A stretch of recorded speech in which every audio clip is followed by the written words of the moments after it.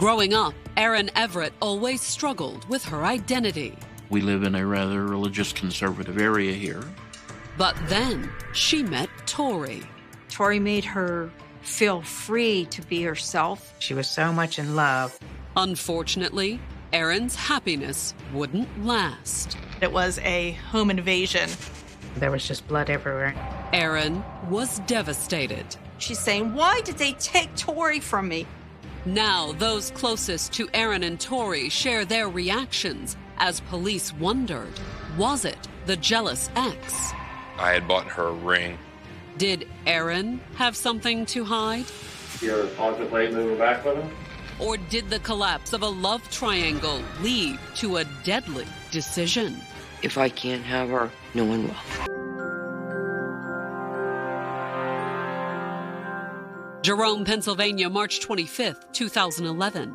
It was a quiet Friday in this tiny town of 800, an hour and a half east of Pittsburgh. But then most days are quiet in Jerome. Not much goes on around here. It's a very simple place to live. But something completely unexpected was about to happen as Patty Everett and her husband walked into church for a lunch gathering that afternoon. We weren't there very long, and my cell phone rang. It was her daughter, 25-year-old Erin Everett, who lived in the basement apartment of their house. She says, Mom, there's been a break-in. However, as surprising as that news was, things were about to get far worse. She said, Mom, Tori's hurt. 21-year-old Tori Minnick was Erin's coworker, roommate, and girlfriend. She was romantically involved with this girl. Sobbing into the phone, Erin explained that her girlfriend had just been brutally assaulted by a masked intruder. She said, there was a man who broke in. He had a hammer, and he was hitting Tori with the hammer. Patty Everett and her husband hurried home, calling 911 on the way.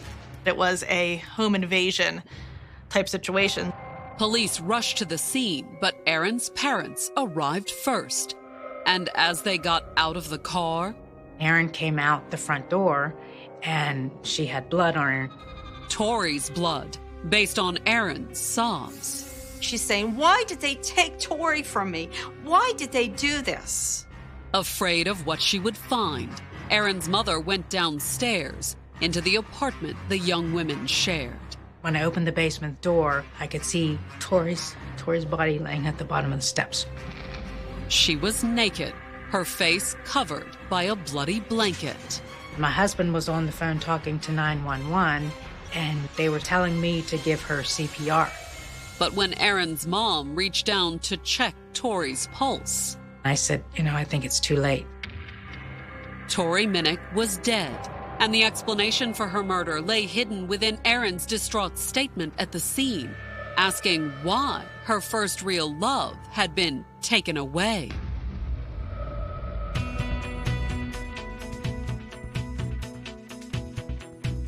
Born in 1985, Erin's Christian faith had always played a big role in her life. The family centered their lifestyle around the church, and that's how Erin was brought up.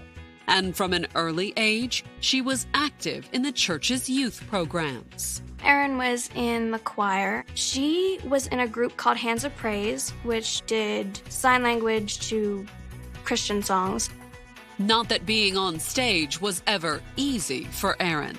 Erin was very bashful. I think she kind of felt a bit awkward, but at the same time, she wanted to be involved with things. Church, school, and sports. She played basketball and softball for a few years. She was very athletic. Although even on the basketball court, Erin struggled with her shyness. She was a pretty good player, but she was too timid to shoot the ball. But most of all, Erin was shy around other girls. She didn't have a whole lot of friends. And as she got older, the teenager began to understand why she found making female friends so difficult. Deep down, she wanted more. Somewhere between 9th and 10th grade, I think, is when she realized that she had this obsession with girls. In high school, Erin struggled with her feelings, so at odds with her small-town religious background. She didn't understand who she was. and she did her best to deny her true feelings. She did date a few guys through high school.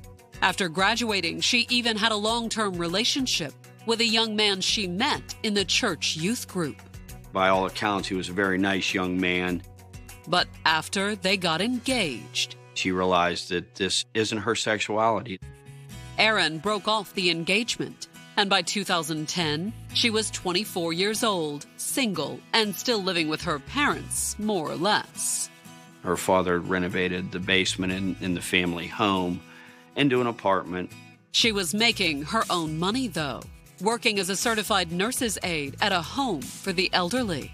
She changed folks, bathed them, helped feed them, those type of things. And one of her co-workers was 20-year-old Tori Minnick. In some ways, Tori and Erin had a lot in common. She was very athletic. She loved basketball. But in others, Tori was the exact opposite of the shy, troubled Erin. Tori had many, many, many friends and was a very popular, outgoing girl. And unlike Erin, Tori had a long-term boyfriend, Cody Donaldson. Cody Donaldson was Tori's high school sweetheart. They knew each other since they were in kindergarten. Tori and I broke up a few times on and off, but we would always start talking again and be back together. And they were even engaged at one point. I had bought her a ring. But just like Erin, Tori's engagement didn't last. It was more of a teenage engagement. And ring or no ring, once the high school sweethearts graduated, they had eventually drifted apart. The time that Erin met her at work, they had broken up. At that point in my life, I was pretty consumed by my friends. I spent a lot of time with my friends. You know, she did her own thing, I did my own thing. And as soon as she met Tori, Erin was determined to become her friend, maybe even more. She really liked her. She thought she was pretty and she was funny and she was nice. But would Tori be interested? Too shy to broach the subject in person, Erin sent Tori a text message asking if she'd ever been on a date with a girl. Tori responded that she had. Erin was ecstatic, so excited by Tori's answer that the normally shy girl did something she'd never done before. Erin got the nerve up to ask her out. And Tori said yes. They went out to dinner, they got to know each other, they got friendly. And before too long, the two young women began to get serious. The relationship turned into a physical, intimate relationship. For Erin, after years of denying her true nature, her blossoming relationship with Tori was a revelation. She was so much in love. And in the fall of 2010, after the couple decided to take things to the next level, Erin went to her parents and asked if Tori could move into her basement apartment as a roommate. When I was introduced to Tori, she was just introduced as a friend. After they moved in, however, it quickly became obvious that the two 20-somethings were more than just friends. I realized what the situation was. And at first, Erin's deeply religious mother was conflicted about her daughter's relationship with Tori. I threw a fit about it and told her she had to leave. But then, once Erin's mother realized just how strongly her daughter felt, she relented. I knew if she left, Erin would leave with her, and then I would have no idea where my daughter was. So I gave in and left her stay there. However, aware of the tension she was causing between Erin and her parents, Tori did make herself scarce on the many weekends that Erin worked long shifts at the nursing home. She would go to stay with her family for those weekends when Erin wasn't around, just didn't feel comfortable being in the home alone with Erin's parents. And Tori's parents, how did they feel about their daughter's relationship? According to Erin's mother, Tori never told them Erin was anything more than a roommate. She didn't want them to know. And even though Erin's parents knew about their relationship, Erin and Tori did try to keep things discreet. I'd see them hold hands. I never saw them kiss. Erin also stepped away from the church to keep her sexuality a secret from the congregation. She stopped being part of that when she developed a relationship with Tori. It was a big sacrifice on Erin's part. She was big in her church for years. She was part of the youth group there. But according to what she told her mother, Erin believed her relationship with Tori was worth any sacrifice. Erin said, she loves me, she wants to be with me forever. And as it turned out, Erin was right. Tori would spend the rest of her life with Erin. Coming up, Erin names a suspect. I was leaving work and there were state troopers everywhere. But a broken window points in another direction. The shards were broken out rather than in. It was a little after noon on March 25th, 2011, when 25-year-old Erin Everett made an urgent phone call to her mother. Telling me that someone had tried to break into the house. Worse, according to Erin, the intruder had attacked Erin's girlfriend, 21-year-old Tori Minnick. She said he was trying to take her away from me. Erin's mother and father rushed straight home, dialing 911 on the way. Her mother is at a church function that she had left for a couple hours before. And when Erin's mother reached the house, she sees Erin Everett sobbing and crying.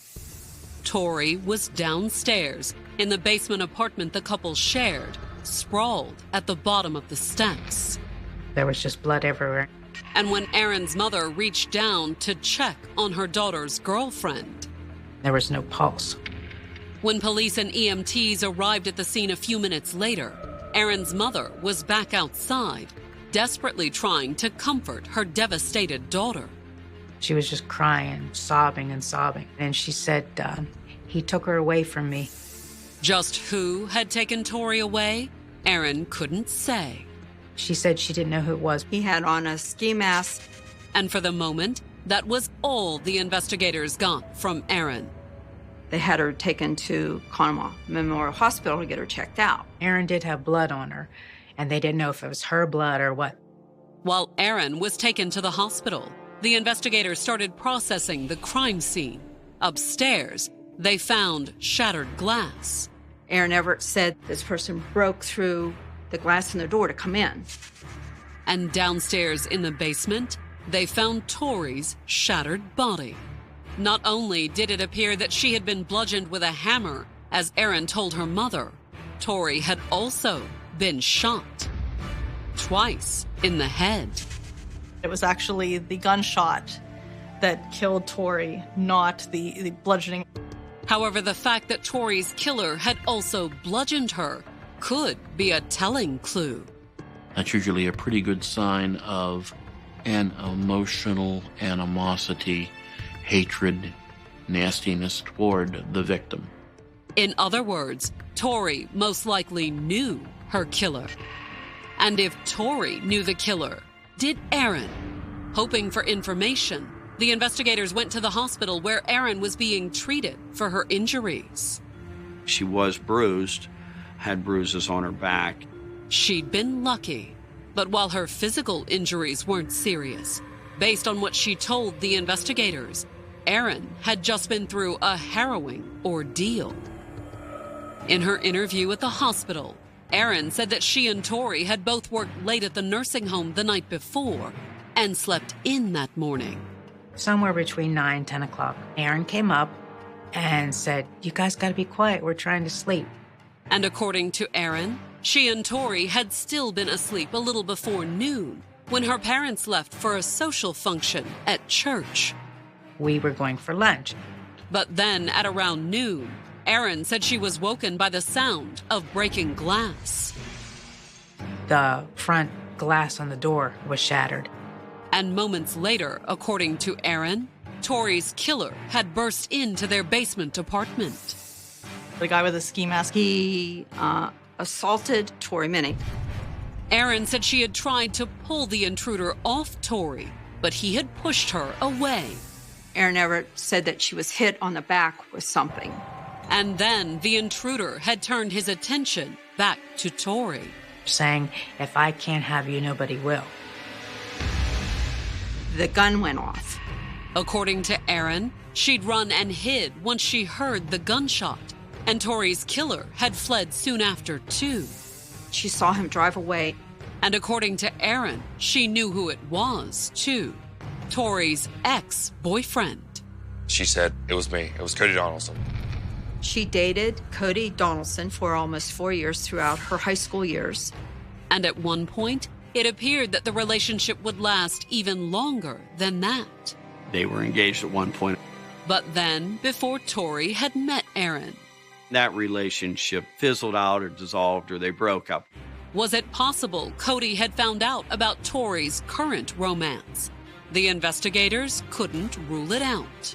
Statistically, a very good place to begin the investigation is with lovers or former lovers. And within an hour, the state police had Cody in custody. I was leaving work and they got behind me and they flipped the lights on and I pulled into a parking lot. There were state troopers everywhere. Guns drawn, they patted me down and threw me over the top of the hood of the car and I didn't know what I did. At least that's what he claimed, as the troopers handcuffed him and loaded him into a patrol car. They had said something that happened to Tori, and of course I started asking questions like, is she okay? And contrary to what Erin told the investigators, when they brought him in for questioning, Cody claimed that while he and Tori had broken up temporarily, they were still together. It was never a definite breakup. It was just kind of like time apart. When Tori would go home for the weekends, she was out with Cody. In fact, according to Cody, he and Tori were planning on spending more than just weekends together. That day, that Friday evening, we were actually going to look at an apartment. And as far as the true nature of Erin and Tori's relationship, Cody claimed to have no idea. Tori said that they were just kind of roommates. Was Cody innocent when the investigators told him the awful truth that Tori was dead? He appeared genuinely shocked by the news. I had a lot of emotions. I didn't know if I should be angry, if I should, be sad, or, I didn't know if I should be looking for somebody or what to feel, really. Plus, when the investigators followed up on where he'd been when the murder occurred, he had an ironclad alibi. They had called my boss. They had called everybody that I had worked with. He was working at the local CVS warehouse, loading and unloading at the time of the homicide. With their prime suspect suddenly a dead end, the investigators were back to square one. So they did about the only thing they could: take a closer look at the crime scene and see if anything new stood out. Anytime there's a murder, you have to stand back and say, is this really what's going on? And that's when they noticed something curious about that broken window, the one Erin claimed the intruder had smashed on his way into the house. The glass was out on the porch and on the sidewalk. The shards were broken out rather than in. How does that happen unless someone from the inside is knocking the window out? And the investigators were fairly certain that if the window was broken from the inside, Tori's murder was also an inside job. Why would someone do that unless they're trying to doctor the crime scene to direct guilt away from them? Coming up, the investigators try and break Erin. Where did you get the gun from? But is there more to Tori's murder than they imagined? He said, if you shoot her, I will help you get rid of the body.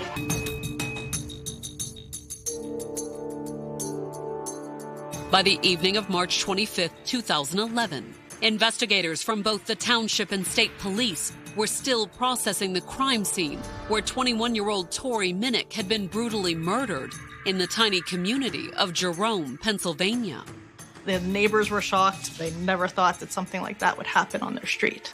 According to Tori's girlfriend, 25-year-old Erin Everett, the killer was a masked intruder who'd broken into the basement apartment the two women shared. And she hinted that it was Tori's ex-boyfriend, Cody Donaldson. He initially was the prime suspect. But Cody had an airtight alibi, and he'd just given the police information that pointed them towards a new suspect. They find out that her boyfriend and her had been talking about moving in together and is starting to share an apartment. That becomes major motivation for Erin. And now, mere hours after the murder, the investigators were prepared to confront Erin with what they knew. Once they'd brought Erin into the interrogation room that evening, the investigators offered her the chance to come clean. What is your involvement in this? I was just there. I was just laying in bed with her, that's all.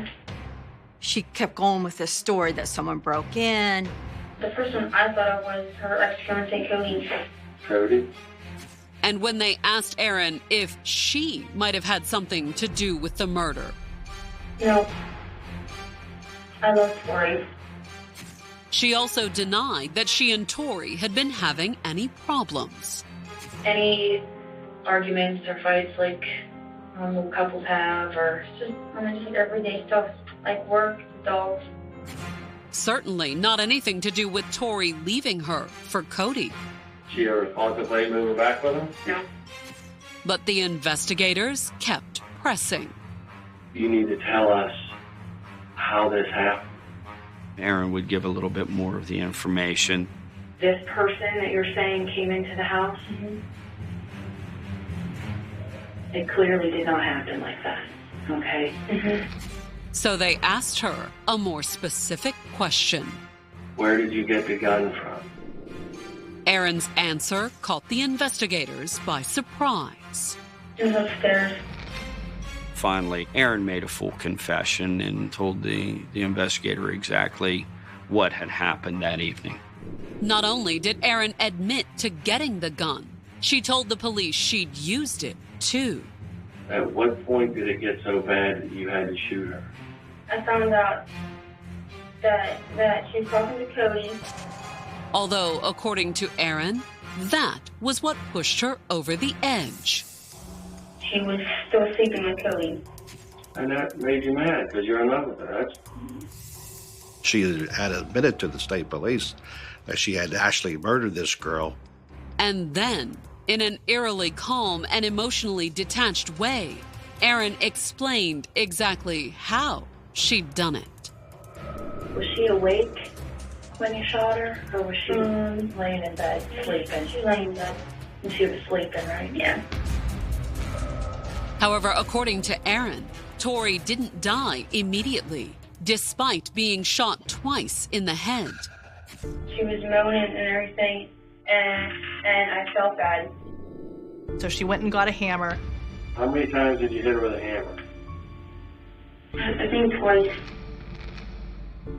Then, once she was sure Tori was dead, I drug her off the bed and tried to drag her up the steps. Erin said she was going to load the body into the trunk of Tori's car, but that plan had soon hit a snag. I couldn't get up the steps. She was a very slight, frail-looking woman. Erin said she'd panicked and quickly come up with a new plan to deal with the dead body in the basement. Thought, well, maybe if I make this look like a break-in. You broke the glass from what you were inside. Right. However, if faking the break-in was the backup plan, the investigators wanted to know what Erin had originally intended to do with Tori's body. According to what she told them, the plan had been to take it to a friend. His name is William Nair. Erin said she knew Billy Nair because he was dating her cousin.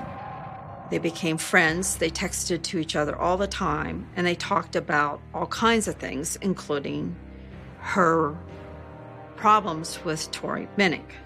Did he offer to help you? Yeah, he did. What did he say? He said, if you shoot her, I will help you get rid of the body. It had taken hours, but the investigators had a full confession, including a clear motive. It was jealousy, obviously, because I thought that she was going to leave me for him. And your feeling was if you couldn't have her, nobody could? Basically. And based on what Erin told them about her conversations with Billy Nair, they also had evidence that the crime was premeditated. We've got a distinct period of time between when she starts talking about killing Tori and when it's actually done. So by the time her interview was over, there was only one thing left for the investigators to do: place Erin under arrest for murder. They took her straight from there to jail. And then, hoping to determine what role, if any, he'd had to play in Tori's murder, the investigators brought in Billy Nair. He's pretty much your average hard blue-collar working guy in Somerset County. In the interrogation room, Billy denied any direct involvement in Tori's murder. The only thing I know is what my girlfriend told me. She said that Erin was in the hospital, Tori was dead, and someone left the scene. However, he did say that Erin might have been up to something. I do remember some time ago, she asked me about what's the best way to get rid of someone. But according to Billy, that was as far as it went. I didn't know what she meant by that. With Billy at least somewhat willing to cooperate and with no reason to hold him other than Erin's statement, the investigators let him go. But not before they got his permission to search his cell phone. She said that she talked to you and sent you texts, so on and so forth. And we would like to be able to find out if she's telling us the truth or if she's bullshitting us. Okay. Billy had no problem giving the investigators permission for the search. Not that it would do them any good, according to Billy. He told the investigators he'd recently deleted all his messages. When did you do that? Yesterday, last night. However, what Billy apparently didn't know was that just because you delete something doesn't mean the crime lab can't recover the data. We were able to get a hold of the text message between Erin and Mr. Nair. And when the investigators read those texts, they appeared to confirm what Erin told them about Billy's involvement in the murder. The day before the murder, she texted William Nair and said, "I can get my parents' gun. How do I load it?" Billy had promptly replied with detailed instructions on how to load and fire the gun. There were texts about how to pull the trigger, how to pull the hammer back. But why would Billy help Erin kill Tori? One of the texts he sent her provided a possible clue. It was, send me a picture of yourself totally naked. Billy always has a crush on Erin. And with Tori out of the way, Mr. Nair was looking for a sexual relationship. Not that Erin exactly offered. I don't know if it was going to be a trade. But Billy wasn't about to let that, or the fact that Erin was in love with a woman, prevent him from holding out hope. He's not the first man who did something stupid, hoping for sexual gratification. Probably won't be the last. And as damning as telling Erin how to commit murder was, Billy hadn't stopped there. He kind of egged her on. Sending her text messages that went from simply encouraging her to commit the crime to asking her for proof. Did you do it yet? Send me a picture of the body after you've done this. So on May 11th, after they deciphered the text messages, the investigators placed Billy Nair under arrest too.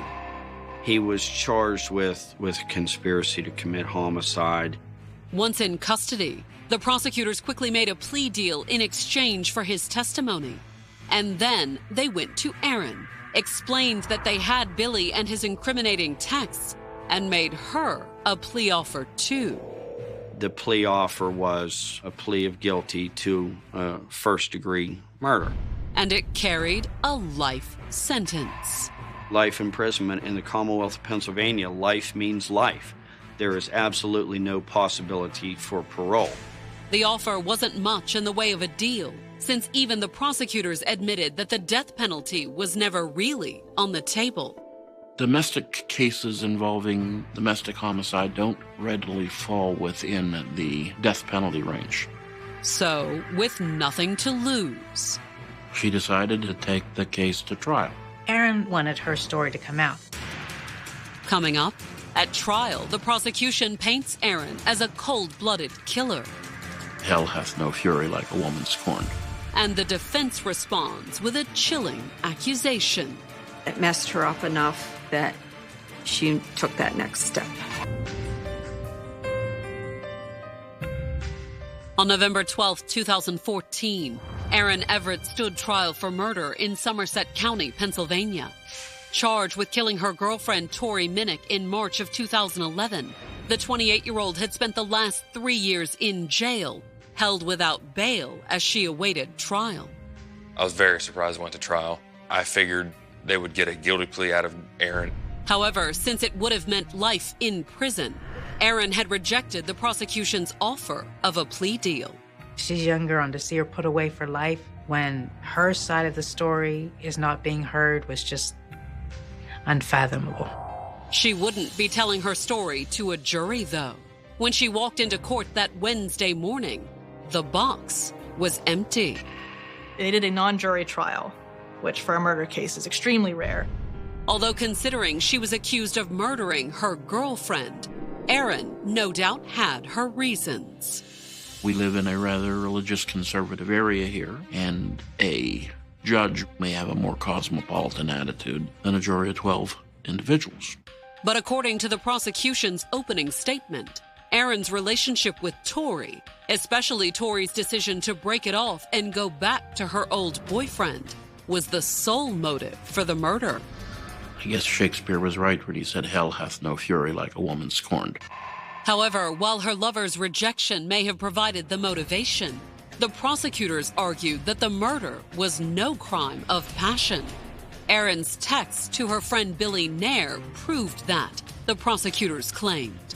She had texted him, told him what she was planning to do a few days before the murder actually took place. That's pretty good evidence of premeditation.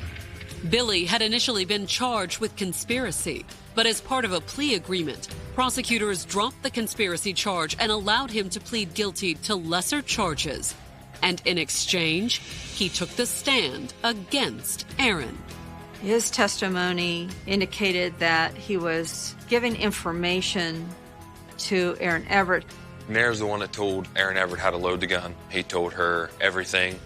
Although, according to his testimony, he thought it was all an empty threat on Erin's part. He didn't believe she would really do it, that he was an innocent in all of this. There would be no claims of innocence when it was the defense's turn, though. Erin had already confessed to the crime. Was she awake when you shot her, or was she laying in bed sleeping? She lay in bed. And she was sleeping, right? Yeah. There wasn't any question that she had done it. However, according to the defense, Erin had her reasons for doing it. Emotional, verbal, physical, and sexual abuse. The defense attorney said that Tori Minnick was abusive to her and that it messed her up enough that she took that next step. The defense didn't claim the alleged abuse excused what Erin had done, at least not entirely. Our goal here was always, at all times, a third-degree homicide. Third degree, the statutory maximums on those would be approximately a 20 to 40-year sentence. That's a lot different than a life sentence. But first, they had to convince the judge that Tori had been abusive, which was a tall order considering the evidence.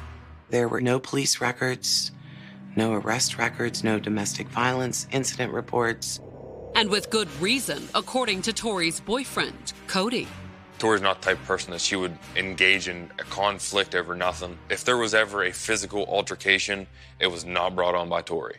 However, the defense had a witness who claimed otherwise. Erin's mother took the stand and testified that she'd frequently heard Erin and Tori arguing, especially in the weeks prior to the shooting. I would hear them fighting in the basement. Erin saying that, "I know you're with Cody when you go home." Tori would say, "What I do when I go home is my business." Patty also testified that in at least one instance, she'd overheard Tori get violent with her daughter. You would hear them, and you could hear Erin say, stop it, don't, Tori." Erin's mother said she had tried to intervene. We told Erin all the time, "You need to break up with Tori." But according to Erin's mother, her daughter always denied anything was wrong, even when the abuse had allegedly left her bruised and battered. Every time I would ask her about the injury, she always had an answer, it happened at work, or the dog jumped up and hit me. However, Patty testified that she had personally witnessed the physical abuse on at least one occasion. Our washer and dryer was down in the basement where their apartment was. So I went down to do laundry, and Tori had her arm around Erin's neck, like in a chokehold. And when Erin's mother said something about it, was laughed off by Tori that they were just playing around. Erin had agreed too, even if her mother suspected it was a lie. She was in love and didn't want her to leave. But now, on trial for murder, Erin was ready to reveal everything. After her mother stepped down, Erin took the stand to testify in her own defense. She wanted to testify. She wanted people to know what was really going on here. Although she started by explaining just how much she'd loved the woman she'd admitted to killing. She said that Tori made her feel free to be herself, to come out and say who she really was. According to Erin, the first few months with Tori had been bliss. But then, around Christmas of 2010, she said all of a sudden it got bad. Tori then became verbally abusive towards Erin. And Erin testified that it wasn't long before the abuse became physical. There were incidents of pushing and shoving. There was an incident where Tori kicked her between the legs. They had a roll of newspaper supposedly to hit the dogs if they were bad. But Erin said that if Tori was upset with her, she would hit her with this. And that was far from the worst of it, according to Erin. Among other abusive situations, one of the ones that was really hard for Erin was being raped by Tori. Erin testified that it had only happened once. Erin was hurt very badly, and Tori did write her a letter apologizing to her for that and promised she would not do it again. And for a while, Erin claimed that promise had been enough. She just loved her so much that she was willing to overlook the abuse just to have her there. But then, according to Erin, something had happened that she couldn't forgive. She found out that Tori was seeing Cody behind her back. Erin said the betrayal had sent her into deep despair and led her to make a deadly mistake. Unfortunately, she confided in Billy Nair. And according to Erin, it was Billy who'd first suggested the possibility of killing Tori. Billy Nair planted a seed. Ideas like, we'll take her out, we'll hang her till she dies, we'll throw her in a furnace and watch her burn. Erin said that she tried to resist the temptation, but that Billy kept nagging her. She is getting these texts from Billy Nair, how to do this, what to do, have you done this yet? And then, as Tori slept in on the morning of the murder, her despair had won out. Her life and everything she believed in crashed down around her that day. She was incapable of dealing with those feelings, emotions, and thoughts. And she'd made a selfish decision. If I can't have her, no one will. The minute she pulled the trigger, she wished she could have took it back. Coming up, the prosecution goes all in for a conviction. But will the judge agree? He said that jealousy and anger and betrayal are very strong emotions.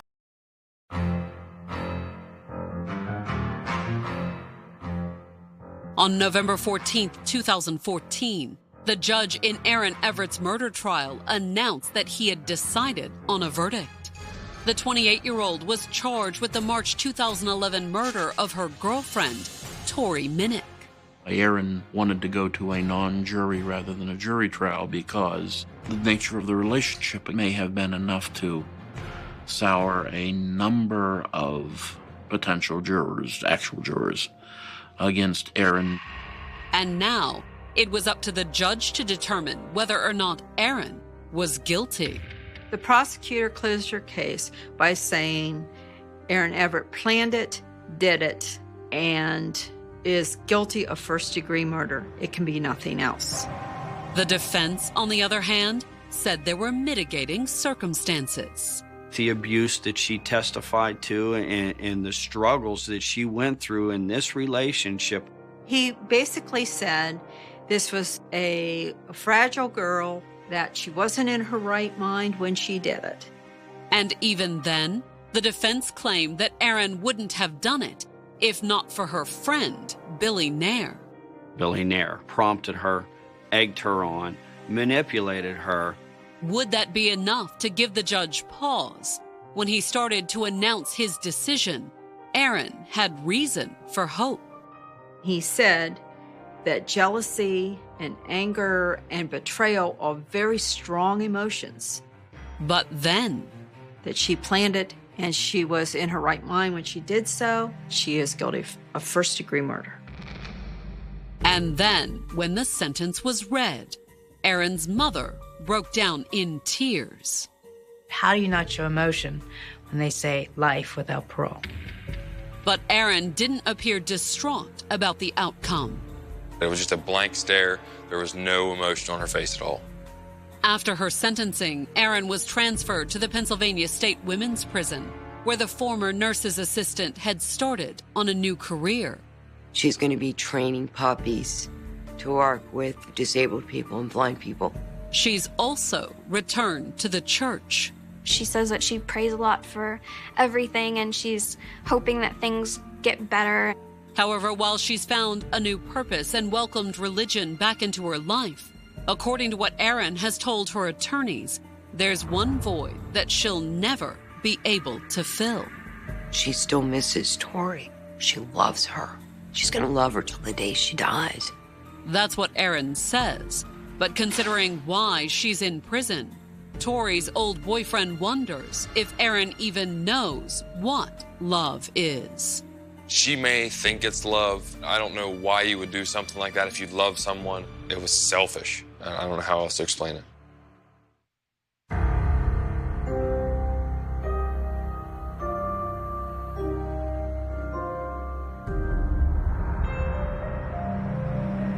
In the early hours of July 1st, 1981, the winding roads of Laurel Canyon were unusually quiet. Hidden among the steep hills above Los Angeles stood an ordinary-looking rental house at 8763 Wonderland Avenue. It was the kind of place most people would drive past without a second glance. The neighborhood had long been known as a retreat for musicians, actors, and artists seeking privacy from the noise below. Yet behind one particular front door, another world existed entirely, one built on cocaine violence and dangerous loyalties. That morning, the silence surrounding the house would be broken not by gunfire or screams, but by something far more haunting. Workers nearby heard what sounded like a faint groan coming from inside the residence. At first, it was easy to dismiss the sound, but curiosity soon gave way to concern, and authorities were called. When officers from a Los Angeles police department entered the house, they stepped into one of the most horrifying crime scenes they had ever encountered. Blood-covered walls, furniture, and floors. Every room seemed to tell the story of an attack carried out with extraordinary brutality. For people were already dead, their bodies showing catastrophic injuries caused by repeated blows to the head. A fifth victim, Susan Lanyas, was still alive, though barely. She had suffered devastating skull fractures and permanent brain damage. Against overwhelming odds, she survived, yet survival came with a cruel consequence. The one person who might have been able to identify the attackers would never remember what had happened. Her memories of that night were gone forever. From the very beginning, the murders presented investigators with a mystery unlike almost any they had encountered. Why had the attackers chosen blunt weapons instead of firearms? How had they entered the house without leaving signs of forced entry? Why did the violence appear so intensely personal? And perhaps most importantly, who had orchestrated such a calculated act of revenge? These questions would linger for decades. Although investigators eventually developed a theory explaining why the murders occurred, they were never able to prove beyond a reasonable doubt who actually entered the house carrying hammers and metal pipes. More than 40 years later, the Wonderland murders remain officially unsolved. A case remembered as much for its unanswered questions as for its extraordinary brutality. To understand what happened inside that house, however, it is necessary to go back before the bloodshed, to the people who lived there, the choices they made, and the criminal world they willingly entered.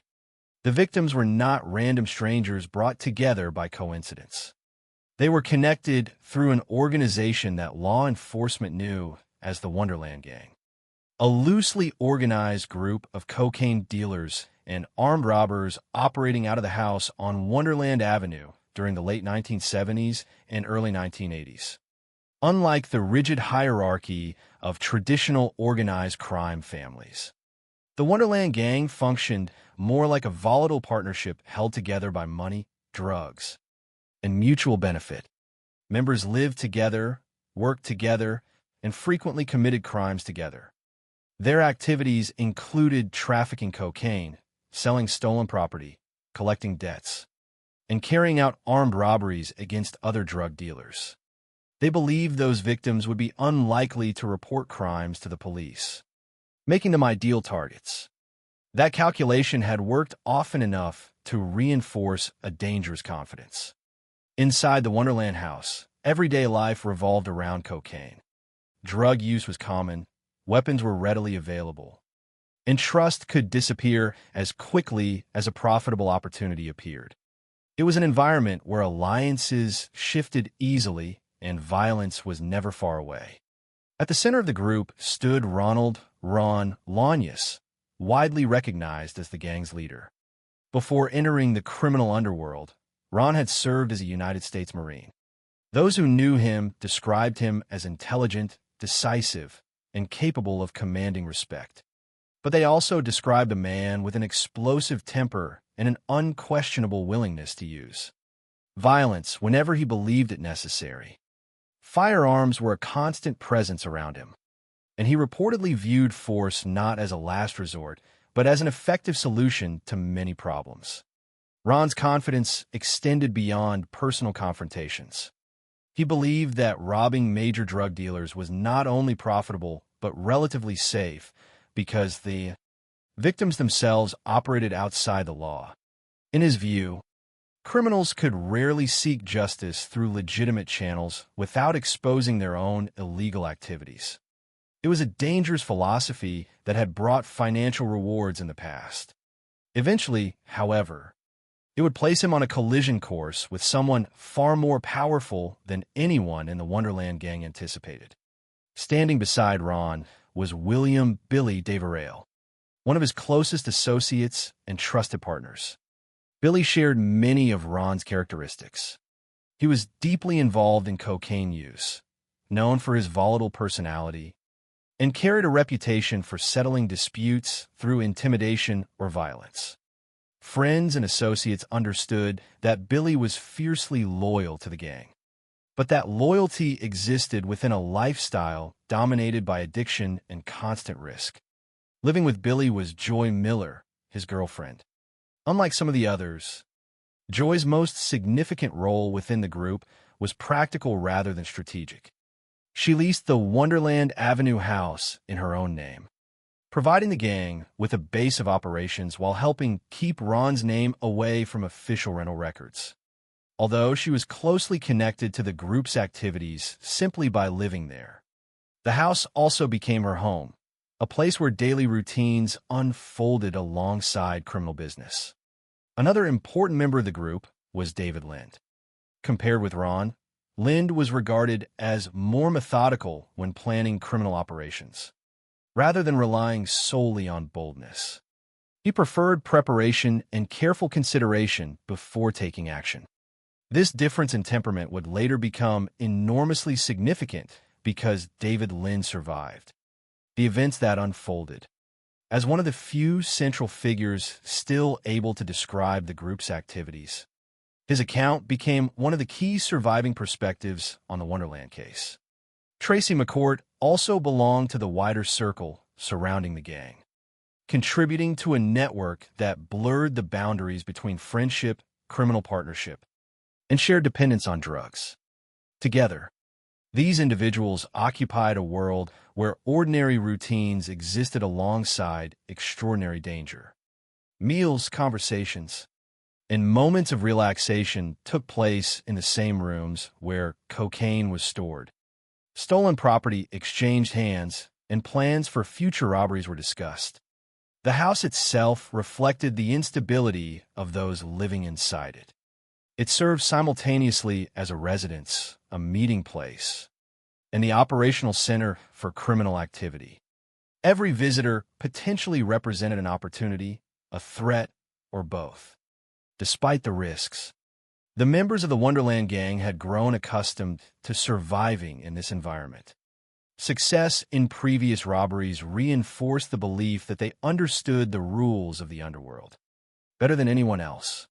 They believed they could identify vulnerable targets, strike quickly, disappear before retaliation arrived, and continue living as though nothing had happened. Yet every criminal network eventually reaches a moment when confidence begins to resemble recklessness. For the Wonderland Gang, that moment arrived through a man who moved comfortably between two different worlds. His name was John Holmes, famous across America for his work in the adult film industry. Holmes had once enjoyed remarkable financial success, but by 1981, cocaine addiction and mounting debts had dramatically altered his life. Unlike most people connected to Wonderland, Holmes possessed relationships that extended beyond a single criminal circle.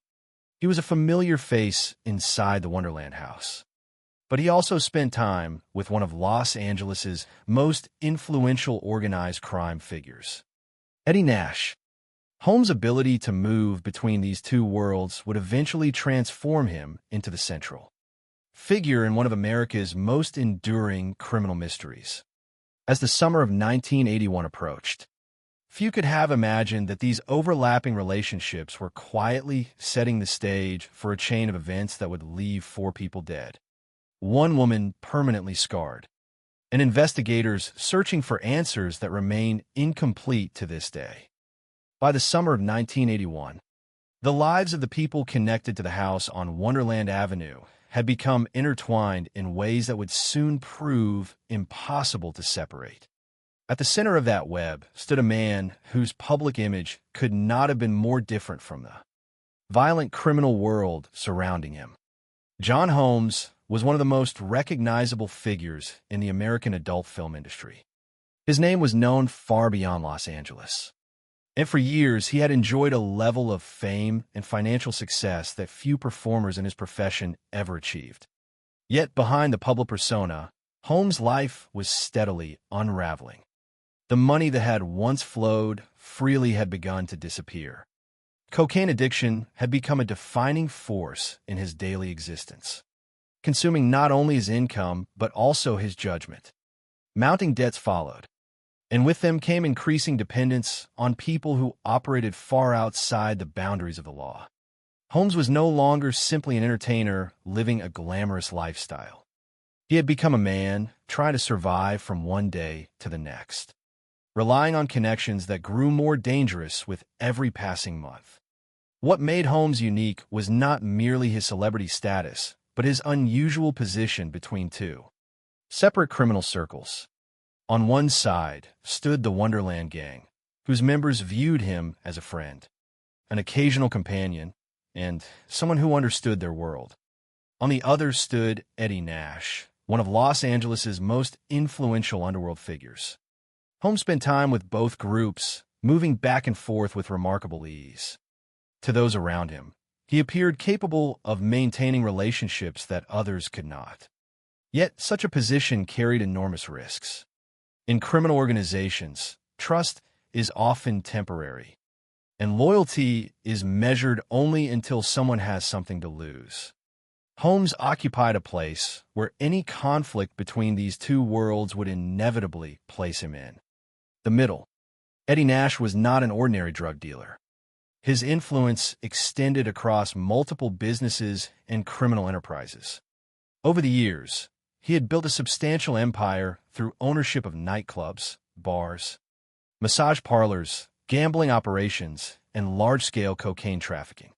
His legitimate businesses provided visibility, while his criminal connections gave him power that reached deep into Los Angeles's underground economy.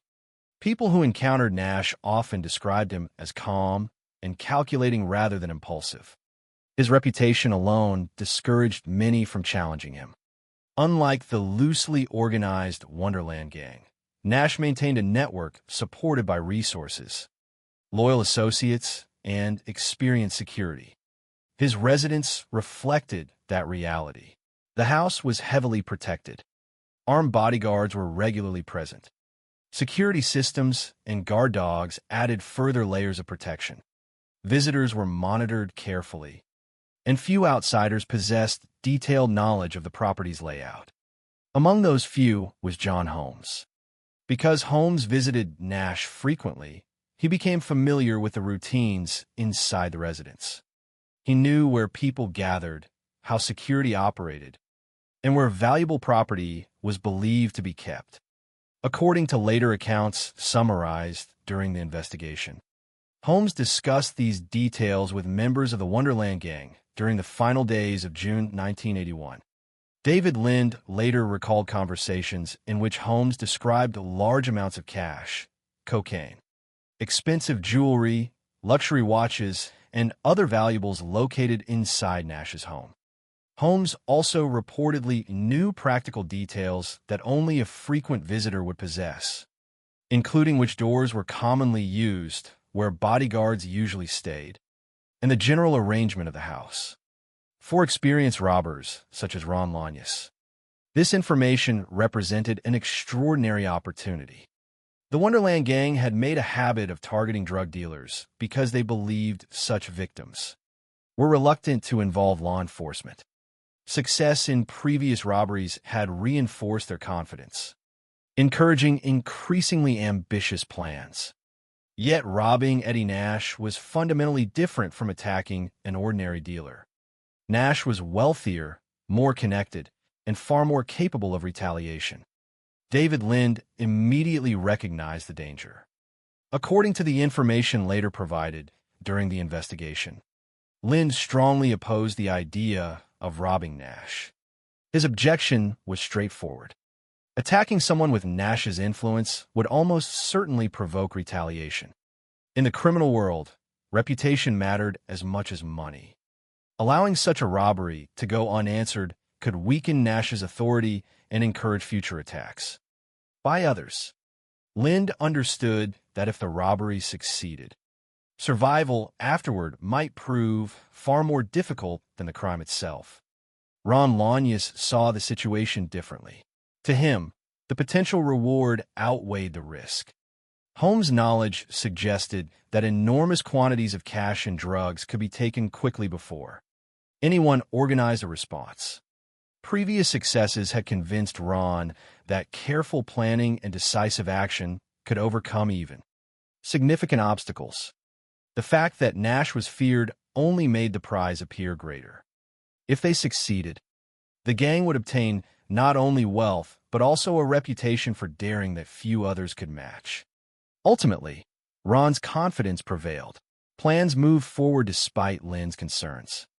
As the date approached, the members of the Wonderland Gang prepared to carry out what would become the most consequential robbery of their lives. During the early hours of June 29, 1981, events unfolded rapidly. According to the investigation, John Holmes arrived at Eddie Nash's residence first, just as he had on many previous occasions. Nothing about his presence appeared unusual. Because Holmes was a familiar visitor, his arrival attracted little attention. Sometime later, masked members of the Wonderland Gang entered the property carrying firearms. One of the most significant mysteries surrounding the robbery involved the method of entry. Investigators found no indication that the door had been forced open. This absence of forced entry became one of the central questions in the case. Over time, many investigators came to believe that Holmes may have deliberately or inadvertently made access easier, either by leaving a door unlocked or opening one from inside. although this theory became an important part of later prosecutions. It was never conclusively proven. Once inside, the robbers quickly took control of the situation. Present in the house were Eddie Nash, bodyguard Gregory Diles, and other individuals. During the confrontation, Diles attempted to resist and was shot, suffering injuries but surviving the encounter. Meanwhile, the robbers gathered cash, cocaine, heroin, jewelry, luxury watches, firearms, and other valuables. Estimates place the value of the stolen property at approximately $1 million.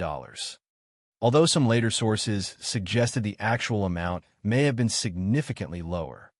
Regardless of the precise figure, the robbery represented a substantial financial loss and a serious challenge to Nash's authority. The entire operation lasted only minutes before the robbers escaped. For a brief moment, it appeared that the Wonderland Gang had once again achieved exactly what Ron Lanyas believed was possible. They had entered the home of a major drug trafficker, stolen valuable property, and disappeared before police could intervene. Yet beneath the apparent success, the robbery contained a fatal flaw. Eddie Nash immediately focused his suspicion on John Holmes.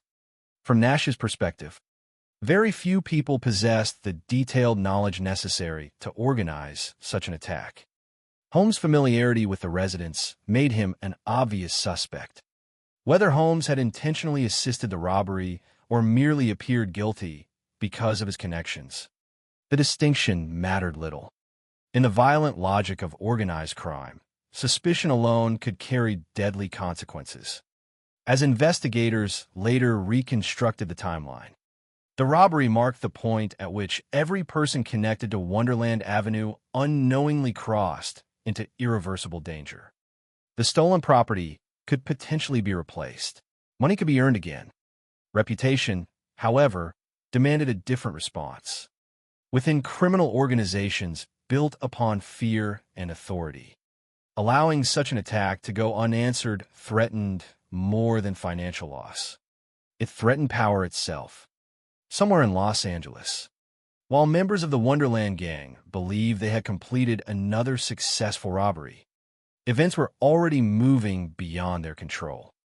John Holmes, the man who had effortlessly navigated two criminal worlds for so long, was about to discover that standing between powerful enemies was no longer possible. The choices made over the next several hours would set in motion a chain of events leading directly back to the quiet house on Wonderland Avenue, where one of the most infamous and enduring mysteries in American criminal history was waiting to unfold. The robbery at Eddie Nash's residence appeared to be over almost as quickly as it had begun. The masked intruders had entered, seized cash, narcotics, jewelry, watches, firearms, and other valuables, injured bodyguard Gregory Diles during the confrontation, and escaped before law enforcement had any opportunity to respond. For the Wonderland Gang, whose members had built a reputation by targeting other drug dealers, the operation may have seemed like another successful strike. They had relied on speed, surprise, and the belief that criminals rarely sought help from the authorities. Yet this time, they had chosen a target unlike any they had confronted before. Eddie Nash's influence extended far beyond the walls of his residence. Wealth alone did not define his power. Years spent operating businesses while maintaining connections within organized crime had given him a network of loyal associates and an established reputation throughout Los Angeles. Those who knew Nash understood that an attack against him was not simply theft. It was a direct challenge to his authority.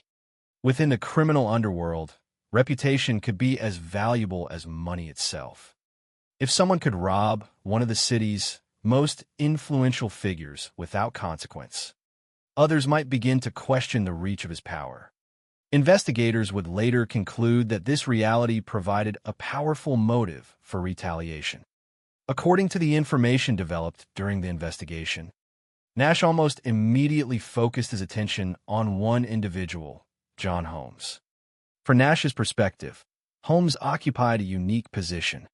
Unlike most visitors, Holmes was familiar with the layout of the house. knew where valuable property was believed to be stored, understood the routines of the people inside, and had regular access to the residence. Whether Holmes had intentionally assisted the robbery or had merely become a convenient suspect remains one of the unresolved questions surrounding the case. What is documented, however, is that Nash came to believe Holmes had betrayed him. Investigators later learned that Holmes did not remain free for long after the robbery. According to witness accounts presented over the years, associates connected to Nash located Holmes and brought him back to Nash's residence. What happened during the hours that followed became an important element in later investigations and court proceedings. Multiple witnesses stated that Holmes was physically assaulted while being questioned. Accounts described him being beaten, threatened, and interrogated about the identities of those responsible for the robbery. Some witnesses claimed he was struck repeatedly. Others stated that firearms were used to intimidate him. There were also accounts that Holmes feared not only for his own life, but for the safety of those close to him, although the precise details vary among later statements. The consistent theme was that Holmes found himself under extraordinary pressure. Investigators believed that this interrogation represented a critical turning point. According to several witness statements referenced during later proceedings, Holmes eventually revealed the address of the Wonderland house. If those statements were accurate, that single piece of information may have sealed the fate of the people living there. Whether Holmes spoke willingly or under extreme duress became one of the central issues debated. Throughout the legal proceedings that followed, prosecutors would later argue that Holmes knowingly assisted those seeking revenge. Defense attorneys, however, maintained that Holmes had acted under threats of violence and had little realistic choice. Because no definitive evidence established exactly what occurred during the interrogation, this question has never been conclusively answered. While Holmes was reportedly being questioned, life at 8763 Wonderland Avenue continued with no indication that danger was rapidly approaching. The members of the Wonderland gang believed they had successfully completed a lucrative robbery. There is nothing in the available evidence to suggest that those inside the house knew Holmes had been captured or that their location had potentially been revealed. They remained inside the residence that had served as the center of their operations, unaware that the balance of power had shifted dramatically against them. The contrast between the two locations during those hours could hardly have been greater. At one house, a suspected betrayal was allegedly being investigated through intimidation and violence. At the other, the people who had carried out the robbery continued their routines without realizing that retaliation may already have been set in motion. It was this tragic disconnect, one group searching for answers while another remained unaware that it had become the target, that investigators later viewed as the beginning of the final chapter in the Wonderland story. As June 30th approached its end, the atmosphere inside the Wonderland house reflected the instability that had long defined the group's lifestyle. Cocaine use remained common. Conversations continued. Music played. Weapons were still present, just as they had been before. Yet despite living in a world where violence was always a possibility, there is no evidence that the occupants expected an immediate attack. The gang had survived dangerous situations before, and previous robberies had apparently reinforced the belief that they could navigate the risks of the criminal underworld. That confidence may have prevented them from recognizing just how different this situation had become. One individual who was notably absent from a house was David Lind. According to the information provided in the investigation, Lind was hospitalized following an unrelated altercation and therefore did not spend the night at Wonderland Avenue. This circumstance would later prove remarkably significant. Had Lind been present, he likely would have been among those attacked. Instead, his absence left him as one of the few principal members of the gang able to provide investigators with information after the murders. Inside the house remained Ronald Lanyas, Susan Lanyas, William Billy Deverell, Joy Miller, and Barbara Richardson. Richardson was not a principal member of the Wonderland gang. She was David Lynn's girlfriend and happened to be staying at the residence that night. Her presence illustrates one of the most tragic aspects of the case. She had not participated in planning the robbery described in the available evidence, yet she would become one of its victims. The house itself no longer represented merely a gathering place for friends and criminal associates, without anyone inside realizing it. It had become the destination toward which unknown individuals may already have been traveling.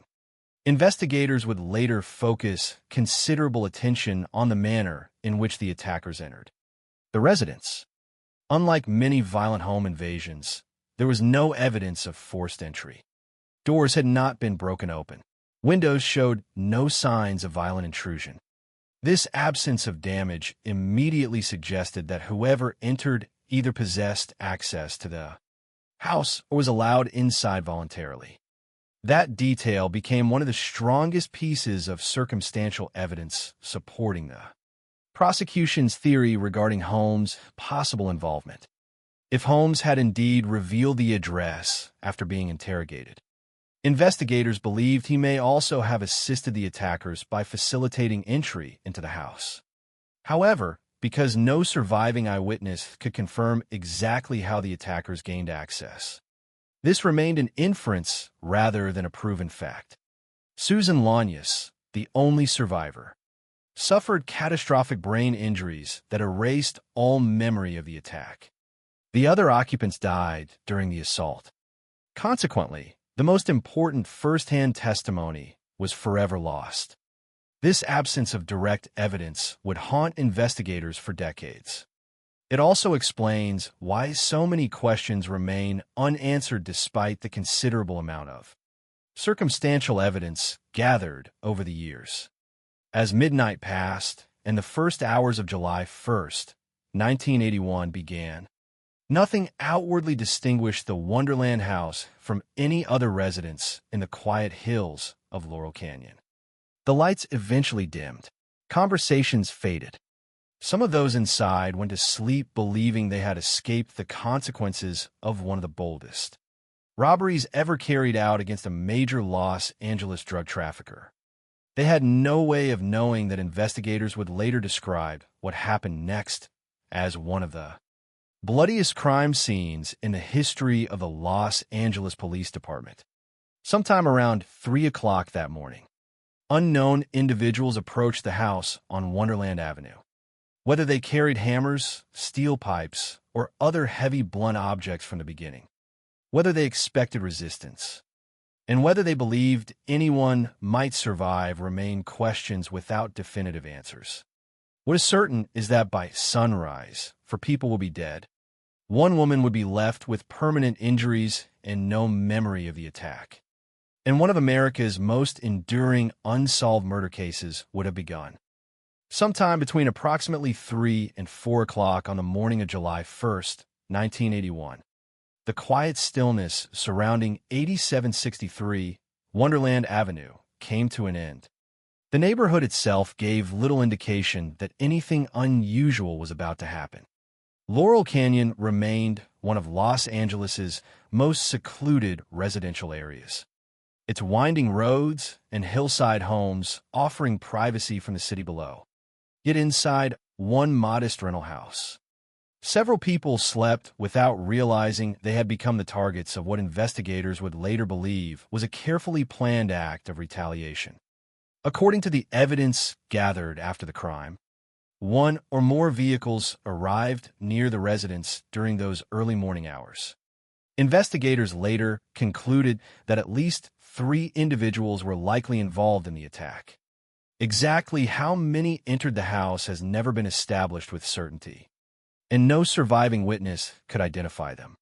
The only person who lived through the assault, Susan Lanyas, suffered catastrophic brain injuries that permanently erased her memory of the event. As a result, one of the most important pieces of evidence that investigators might have possessed simply no longer existed. One of the first mysteries confronting detectives involved the manner in which the attackers gained entry.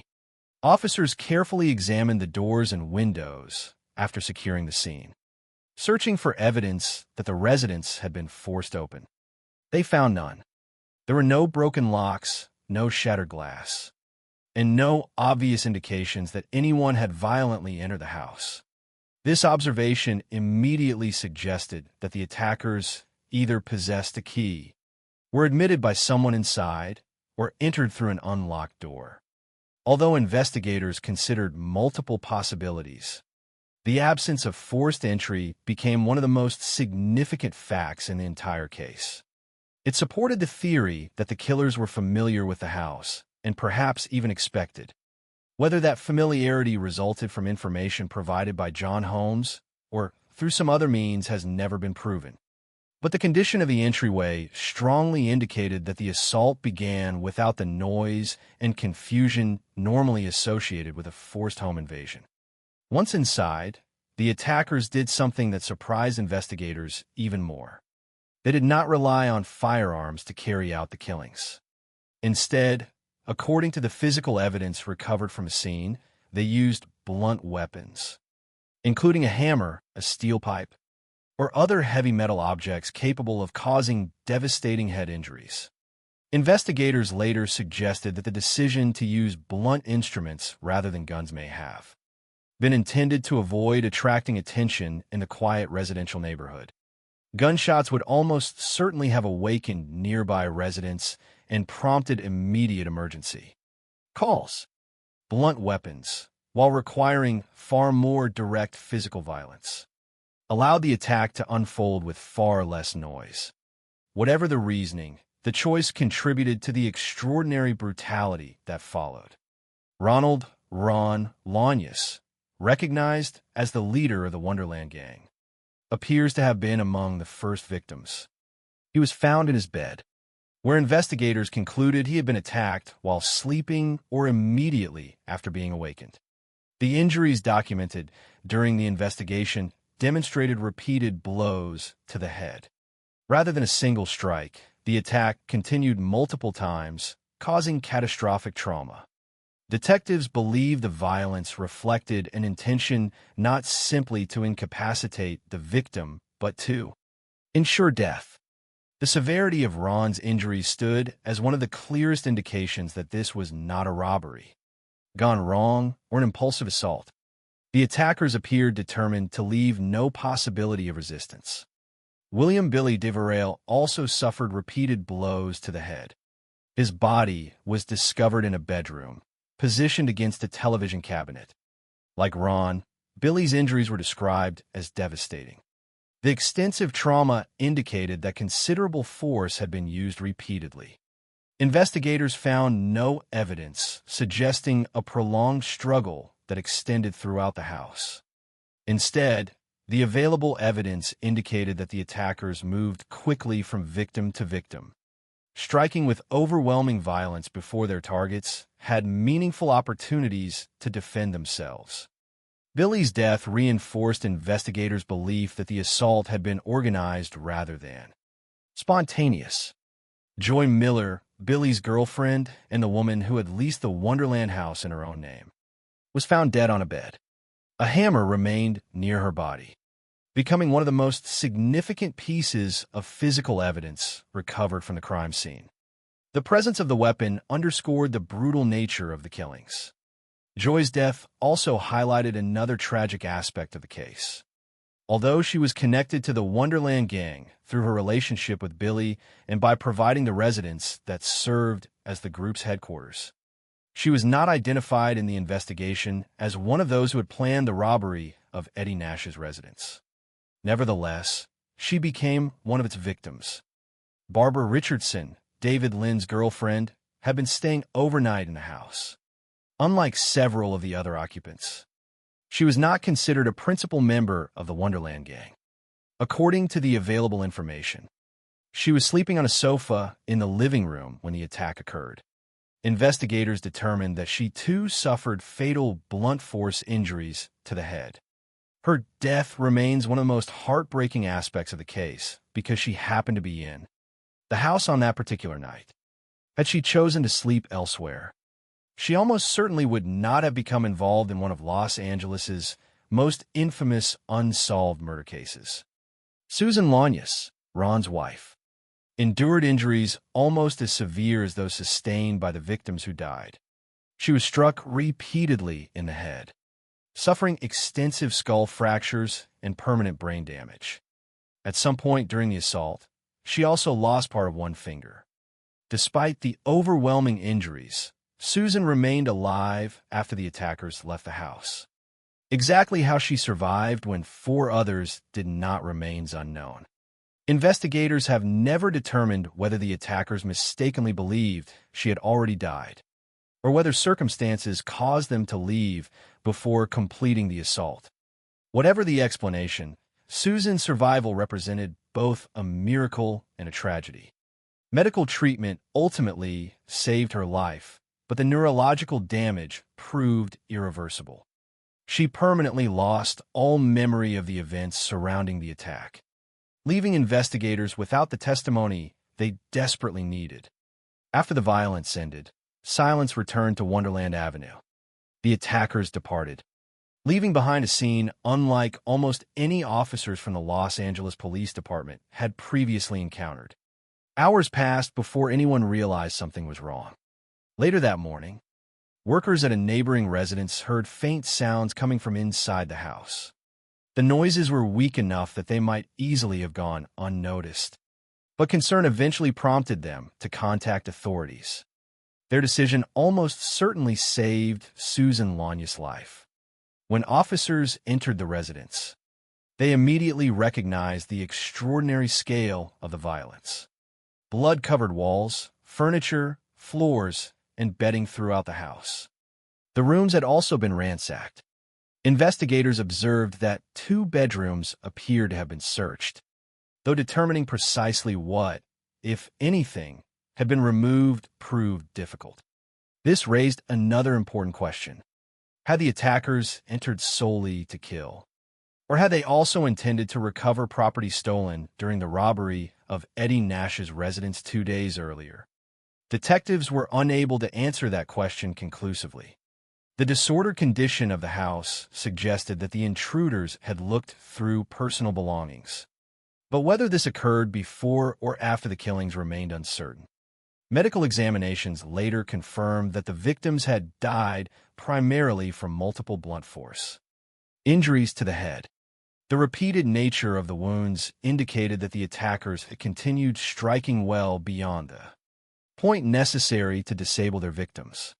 This finding reinforced the conclusion that the murders had been deliberate executions rather than chaotic acts of violence. During their examination of the residence, investigators also discovered a significant piece of physical evidence. John Holmes' palm print on the headboard of Ron Lanyas' bed. Initially, this appeared potentially important. However, Holmes had been a frequent visitor to the Wonderland house long before the murders. When questioned, he explained that his palm print was present because he had previously spent time in the residence. Detectives could not establish when a print had been left, without evidence placing Holmes inside the house during the murders themselves.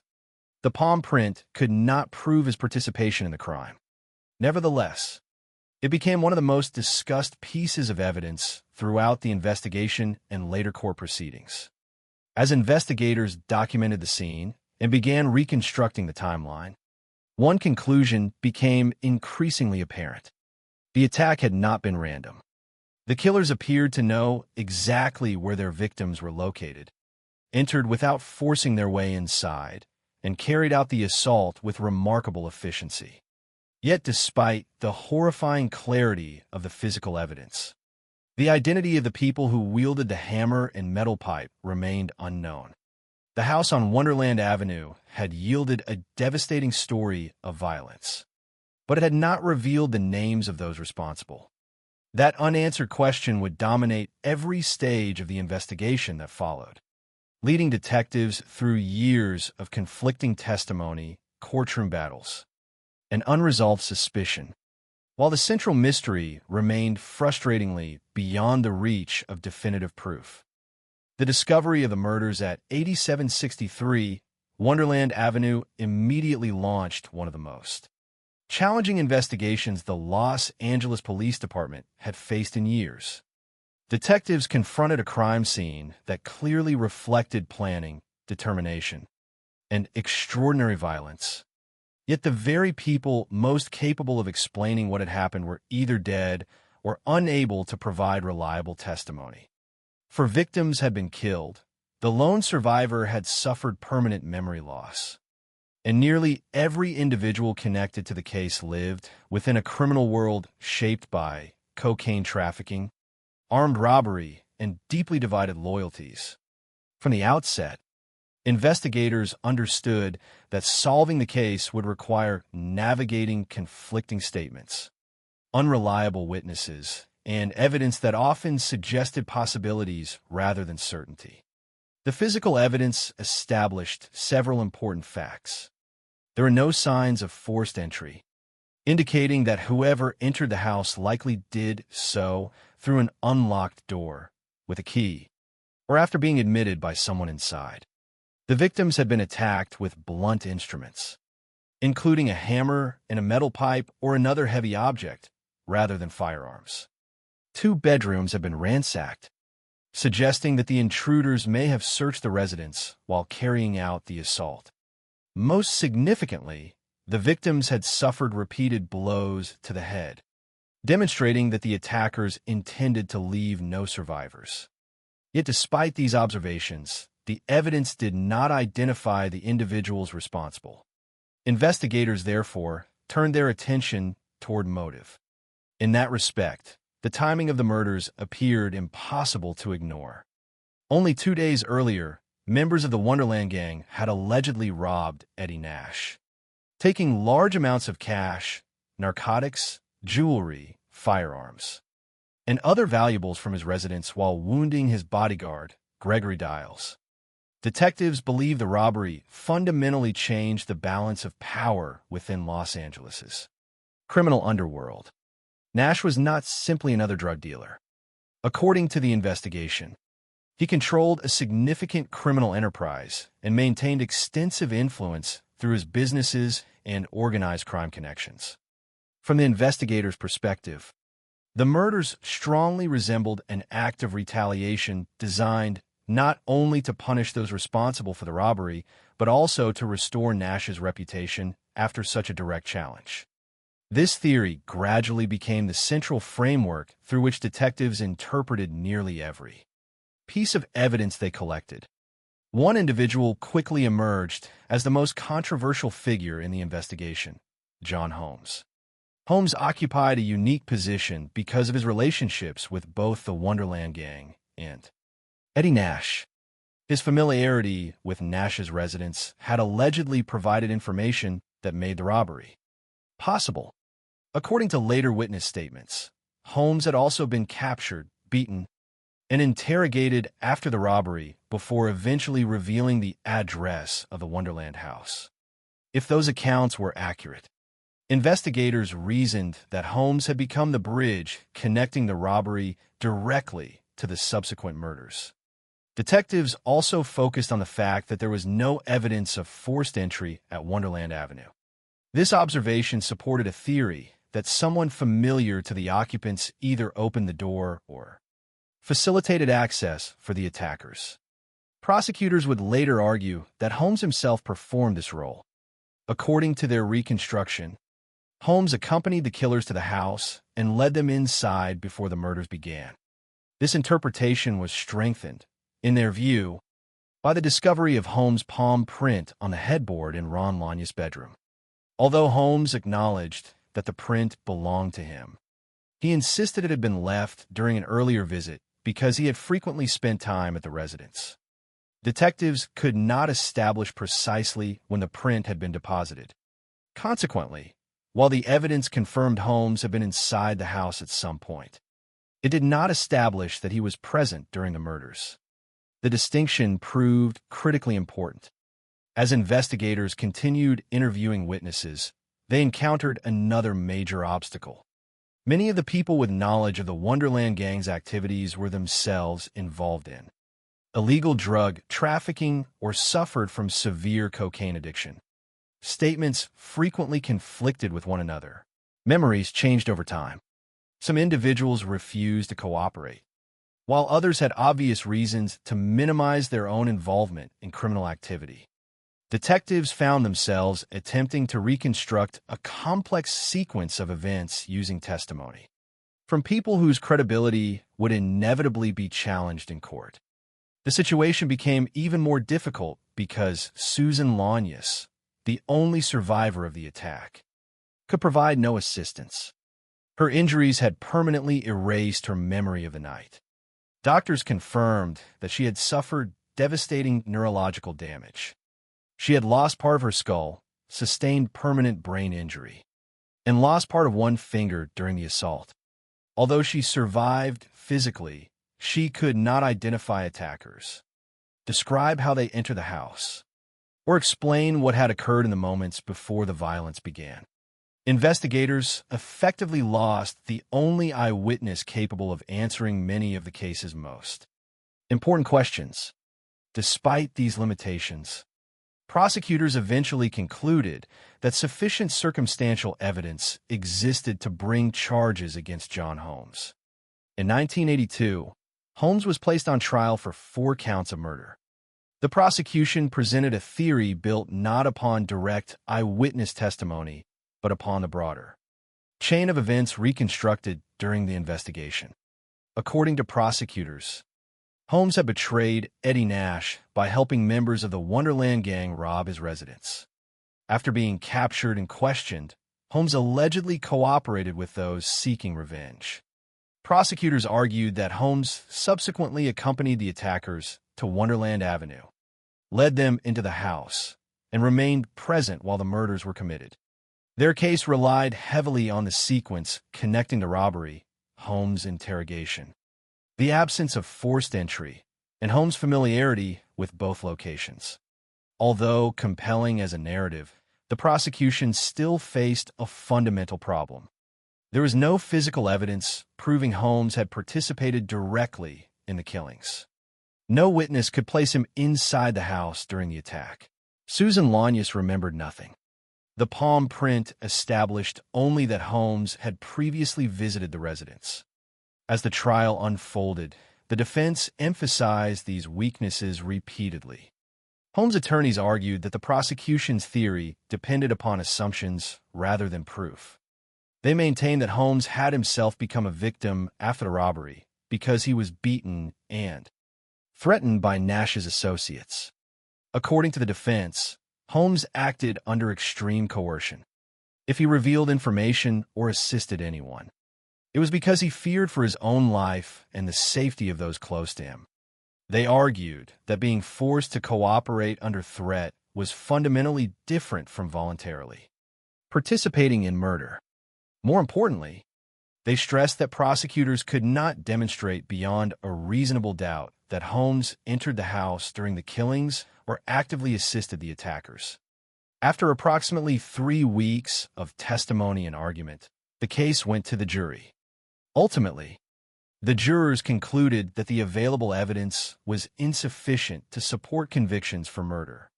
Holmes was acquitted on all 4 counts. The verdict reflected not necessarily a rejection of the prosecution's theory, but the legal principle that suspicion alone cannot substitute for proof beyond a reasonable doubt.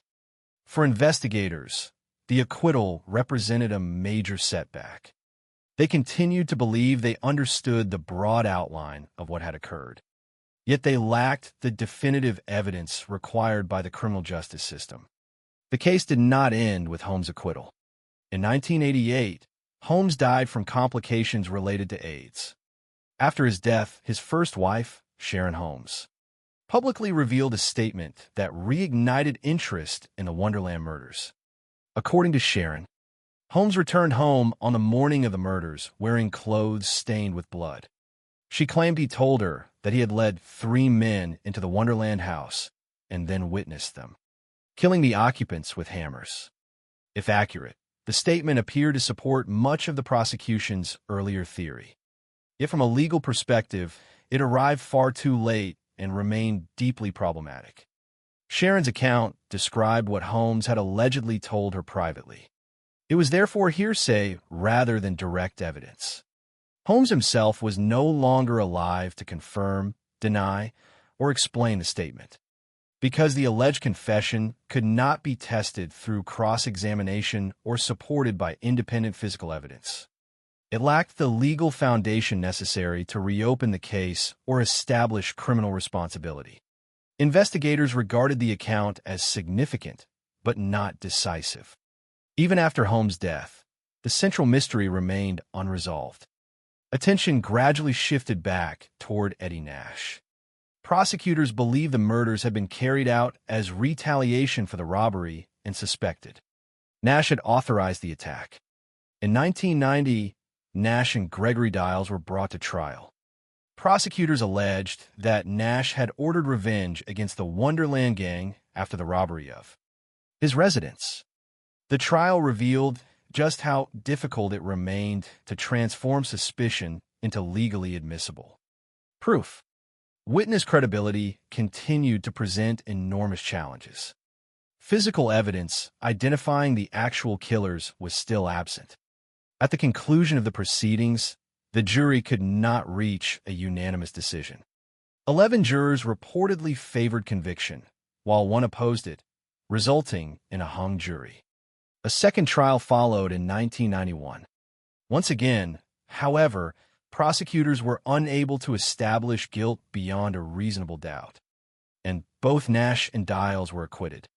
Although investigators continued believing that retaliation for the robbery explained the murders.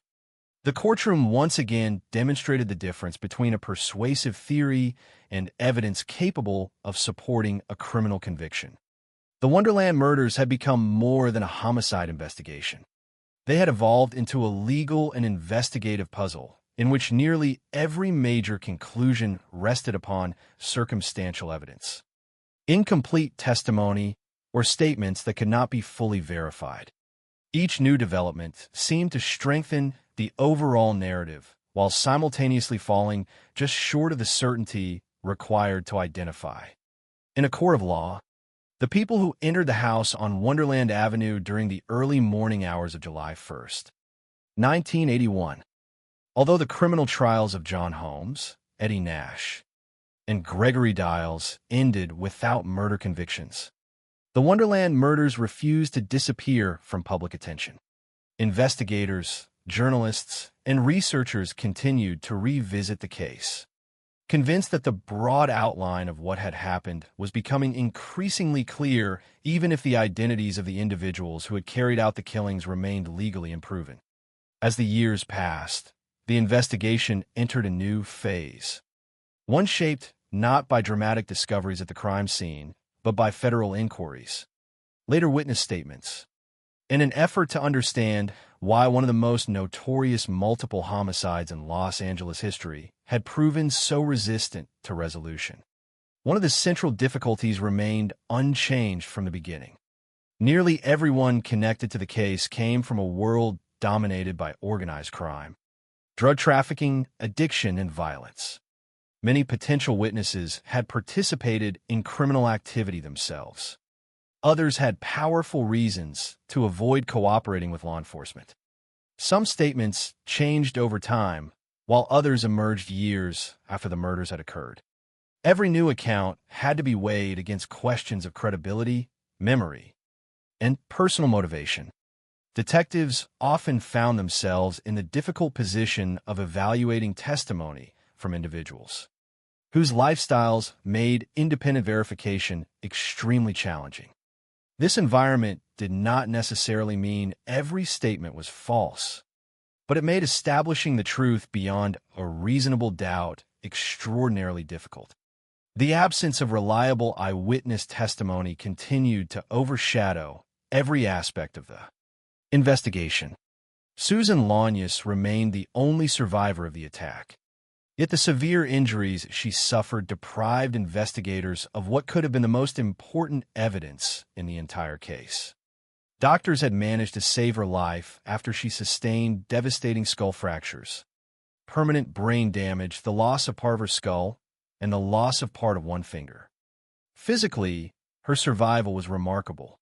From an investigative standpoint, however, her permanent memory loss represented an irreplaceable loss. She could not identify who entered the house, describe whether she recognized the attackers, explain how they gained entry, or clarify whether anyone inside willingly opened the door. Every one of those unanswered questions remained central to the mystery. Without Susan's testimony, investigators were forced to rely on circumstantial evidence and the accounts of individuals whose reliability was often questioned. As years passed, another significant development attracted federal attention. Authorities expanded their focus beyond the murders themselves and began examining Eddie Nash's broader criminal activities. The federal investigation extended well beyond the events of Wonderland Avenue. Prosecutors explored allegations involving narcotics trafficking, money laundering, and organized criminal operations. During this process, investigators also revisited accusations connected to the Wonderland case and allegations that previous judicial proceedings had been improperly influenced. According to the information developed during the federal investigation, authorities alleged that Nash had participated in efforts not only to recover property stolen during the robbery, but also to interfere with the legal process that followed. These allegations eventually became part of a broader federal prosecution under the Racketeer Influenced and Corrupt Organizations Act, commonly known as RICO. The purpose of the federal case was not limited to proving responsibility for the murders. Instead, prosecutors sought to address what they believed was a wider pattern of organized criminal conduct involving multiple illegal enterprises. By the year 2000, federal authorities formally brought charges covering drug trafficking, money laundering, conspiracy connected to the Wonderland events, and allegations of jury bribery relating to earlier legal proceedings. The federal prosecution represented a significant shift in strategy. Rather than attempting to prove the murders directly, investigators pursued offenses they believed could be established through documentary evidence and broader patterns of criminal behavior. This approach acknowledged the enormous evidentiary obstacles that had repeatedly prevented murder convictions while still seeking accountability for related criminal conduct. The following year, in 2001, Eddie Nash entered into a plea agreement with federal prosecutors. Under the terms described in the available information, Nash admitted guilt to several federal offenses. Among the admitted conduct were participation in a conspiracy to recover property stolen during the robbery and involvement in bribing a juror connected to previous legal proceedings. These admissions represented important legal developments because they confirmed criminal activity surrounding the aftermath of the Wonderland robbery. At the same time, however, the plea agreement contained an equally significant limitation. Nash did not admit ordering the murders that occurred at Wonderland Avenue, and he was never convicted of homicide. Consequently, even after years of investigation and federal prosecution, the central question remained unanswered within the criminal justice system. The distinction between suspicion and legal proof continued to define the case. Investigators may have believed they understood the motive, but motive alone could not establish criminal responsibility for murder. The limitations of the available evidence became even more apparent when viewed alongside the history of the earlier trials. John Holmes had been acquitted because prosecutors could not prove beyond a reasonable doubt that he participated in the killings, despite presenting a theory that he led the attackers into the house after revealing the Wonderland address. Eddie Nash and Gregory Diles had likewise avoided murder convictions because juries were not presented with evidence sufficient to establish that Nash had ordered the killings or that Diles had participated directly in carrying them out. Even the federal plea agreement, while acknowledging other crimes, stopped short of resolving the murders themselves. From a legal perspective, The identities of those who actually wielded the hammer and metal pipe remained unproven. The case therefore occupies an unusual position in American criminal history. Unlike investigations where motive remains entirely mysterious, detectives in the Wonderland murders gradually developed a widely accepted explanation for why the violence most likely occurred. The robbery of Eddie Nash's residence 2 days earlier provided an obvious and compelling reason for retaliation. The timing of the murders, the apparent targeting of individuals connected to the robbery, the lack of forced entry, and the later witness statements all pointed investigators toward a coherent theory. Yet each individual component of that theory stopped just short of providing definitive proof. The surviving physical evidence could not identify the attackers. Witness testimony contained inconsistencies or emerged years later. The principal eyewitness remembered nothing. Critical participants died before further questioning became possible. In combination, these circumstances created one of the most frustrating investigative puzzles in modern American crime. Another factor contributing to the case's enduring mystery was the gradual loss of opportunities for further investigation. As time passed, numerous individuals connected to the events either died or became unavailable to provide additional testimony. Each passing year reduced the likelihood that new first-hand evidence would emerge. Memories faded, documentary records became more difficult to verify, and any possibility of locating previously unknown physical evidence diminished significantly. Cold cases often depend upon technological advances or newly discovered witnesses. But the Wonderland investigation faced the additional complication that many of its central figures belonged to a criminal environment where cooperation with law enforcement had always been unlikely.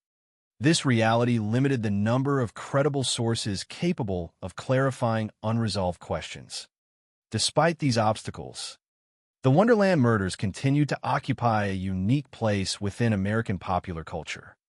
The case became symbolic of the darker side of early 1980s Los Angeles, where the glamour often associated with Hollywood existed alongside drug trafficking, organized crime, and addiction. Public fascination with the investigation endured not because the murders were unusually mysterious in isolation, but because virtually every important figure connected to the case occupied an ambiguous position. The victims themselves were associated with criminal activity through the Wonderland Gang. John Holmes stood between celebrity and the underworld.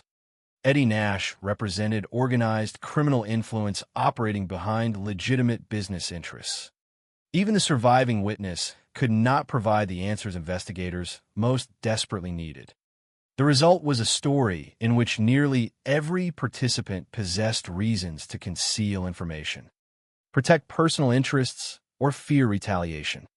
That complexity transformed the investigation into something far larger than a conventional homicide case. It became a study in how violence within criminal networks can produce circumstances where truth becomes extraordinarily difficult to establish. The Wonderland murders also inspired extensive cultural attention. Books, documentaries, and films revisited the case repeatedly, attempting to reconstruct the events of July 1981 and examine the relationships that connected the principal figures. Among the best-known portrayals was the 2003 film Wonderland, in which Val Kilmer portrayed John Holmes.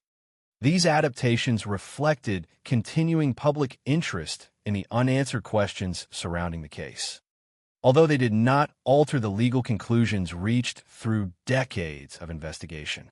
More than 4 decades after the murders, investigators continue to distinguish carefully between what they believe happened and what can actually be proven. The available evidence strongly suggests that the killings were connected to retaliation following the robbery of Eddie Nash's residence. It also suggests that more than one attacker participated in the assault and that the perpetrators possessed knowledge of the house and its occupants. Yet the criminal justice system requires evidence establishing guilt beyond reasonable doubt, not merely compelling probability. In the Wonderland case, that final evidentiary step has never been achieved. For people lost their lives inside a house on Wonderland Avenue. One woman survived with permanent injuries and no memory of the attack. And generations of investigators have assembled a narrative that explains much of the tragedy while leaving its most fundamental question unresolved. Who actually entered the house carrying the hammer and metal pipe remains, even today, a question without a legally established answer. More than 4 decades have passed since the murders at 8763 Wonderland Avenue. Yet the case continues to occupy a unique place in the history of American crime. It is remembered not simply because of the extraordinary brutality of the killings, but because it represents one of the clearest examples of how an investigation can appear to reveal the overall truth while still failing to establish legal responsibility for the crime itself. For detectives, prosecutors, historians, and members of the public, the Wonderland murders have become a lasting reminder that understanding why a crime occurred does not necessarily mean proving who committed it. Throughout the investigation, authorities gradually assembled a narrative supported by circumstantial evidence, witness statements, and the chronology of events surrounding the robbery of Eddie Nash's residence. According to that narrative, members of the Wonderland Gang carried out a daring robbery on June 29, 1981, stealing money, narcotics, jewelry, firearms, and other valuables while wounding Nash's bodyguard, Gregory Diles. Investigators believed that John Holmes, because of his close relationship with both the Wonderland Gang and Eddie Nash, possessed inside knowledge that made the robbery possible. They also believed Holmes was later captured, questioned, and ultimately revealed the address of the Wonderland house. Finally, they believed the murders committed during the early hours of July 1st were an act of retaliation connected to that robbery. Taken together, these conclusions formed a logical sequence of events that explained the apparent motive behind the killings. Yet each individual step depended upon evidence that stopped short of proving criminal responsibility beyond a reasonable doubt. That distinction remains the defining characteristic of the Wonderland investigation. The legal system demands proof that can survive careful examination in court. Investigators may consider a theory highly persuasive, but juries must evaluate whether the available evidence eliminates reasonable doubt. In the Wonderland case, prosecutors repeatedly encountered the same obstacle. There were no reliable eyewitnesses able to identify the attackers. Susan Lanyas, whose survival initially appeared to offer hope, permanently lost her memory because of catastrophic brain injuries. Physical evidence demonstrated that an attack had occurred but did not identify the individuals who committed it. Witnesses often came from criminal backgrounds, struggled with addiction, or provided accounts that conflicted with one another. Some important statements emerged only years later, reducing their value within formal legal proceedings. The result was a case in which investigators believed they understood the broad outline while lacking the direct evidence required to secure murder convictions. The fate of the principal figures connected to the case further illustrates this unresolved tension between suspicion and proof. John Holmes was acquitted after prosecutors failed to convince jurors that he participated in the murders. Following his death in 1988, Sharon Holmes recounted his alleged admission that he had led 3 men into the Wonderland house and watched them carry out the killings. Her statement reinforced long-standing investigative theories, but because it consisted of a private conversation reported after Holmes' death, it did not possess the legal weight necessary to reopen the case or establish criminal guilt. Eddie Nash, meanwhile, faced both state and federal proceedings over the following decades. Although federal prosecutors eventually obtained guilty pleas relating to conspiracy connected with recovering stolen property and jury bribery. Nash never admitted ordering the Wonderland murders and was never convicted of homicide. Gregory Diles also avoided conviction. Consequently, despite years of litigation and extensive investigation, no individual was ever legally established as one of the people who entered the house wielding the hammer or metal pipe. This unresolved outcome has contributed significantly to the case's enduring fascination. Unlike many unsolved murders where investigators possess little understanding of motive or circumstance, the Wonderland murders present the opposite situation. The probable motive appears comparatively well understood. Investigators consistently pointed toward retaliation following the robbery of Eddie Nash. They believe the violence served not only to punish those involved, but also to reinforce authority within the criminal underworld after a humiliating challenge. Nevertheless, identifying the specific individuals who carried out that retaliation proved impossible under the standards required for criminal conviction. The Wonderland investigation therefore illustrates the limits of even determined police work when critical evidence is unavailable or permanently lost. Another reason the case continues to attract attention lies in the unusual backgrounds of nearly everyone involved. There were few traditional distinctions between innocent bystanders and hardened criminals. Most of the central participants operated within an environment shaped by cocaine trafficking, armed robbery, addiction, and organized crime. The Wonderland gang itself built its reputation by targeting other drug dealers, believing those victims would avoid reporting crimes to law enforcement. John Holmes moved between the adult film industry and the criminal underworld while battling severe cocaine addiction and financial collapse. Eddie Nash controlled a substantial criminal enterprise while maintaining legitimate business interests. Even the surviving witness could offer no account of the attack because of permanent neurological damage. These overlapping circumstances created an investigation unlike many conventional homicide cases. Detectives could not rely upon cooperative witnesses, straightforward timelines, or independent observers. Instead, they confronted a network of relationships in which nearly every participant possessed reasons to conceal information, minimize involvement, or protect associates. The passage of time has only intensified these difficulties. As years became decades, many of the people capable of providing first-hand information died before additional questioning became possible. Others remained unavailable or had already offered inconsistent accounts. The opportunity to recover new physical evidence diminished steadily.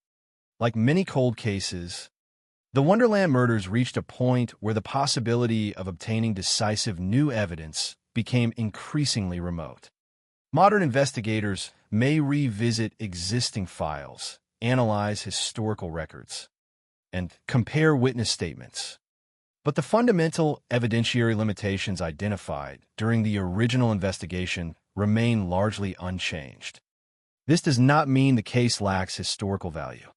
On the contrary, it continues to provide important lessons for investigators, legal scholars, and students of criminal justice. It demonstrates the importance of preserving physical evidence, the challenges of relying upon compromised witnesses, and the significant difference between investigative conclusions and courtroom proof. It also illustrates how the destruction of a single source of evidence, in this case, Susan Lania's memory, can permanently alter the course of an investigation. Had she retained even fragments of her recollection, the legal history of the Wonderland murders might have unfolded very differently. Instead, one of the most significant eyewitnesses survived only to lose forever the knowledge investigators needed most. Beyond its legal significance, the case also came to symbolize a darker chapter in the history of Los Angeles. During the early 1980s, the city represented opportunity, entertainment, and celebrity for millions of people around the world. Yet beneath that public image existed another reality shaped by organized crime. Widespread cocaine trafficking and overlapping social circles connecting entertainers, dealers, and violent offenders. The Wonderland murders exposed that hidden world with extraordinary clarity. They revealed how quickly financial ambition, addiction, and criminal loyalty could escalate into irreversible violence. At the same time, the case serves as a reminder that criminal violence rarely remains confined to those who initiate it. Barbara Richardson was staying overnight at the house when the attack occurred and became one of the victims despite not being identified as a principal member of the Wonderland gang. Joy Miller, whose primary documented role involved leasing the house, also lost her life. Susan Lanyas survived only after suffering injuries that permanently transformed every aspect of her existence. Even those who escaped physical harm lived under the shadow of the investigation for years. Afterward, the consequences extended far beyond the robbery that investigators believed triggered the retaliation.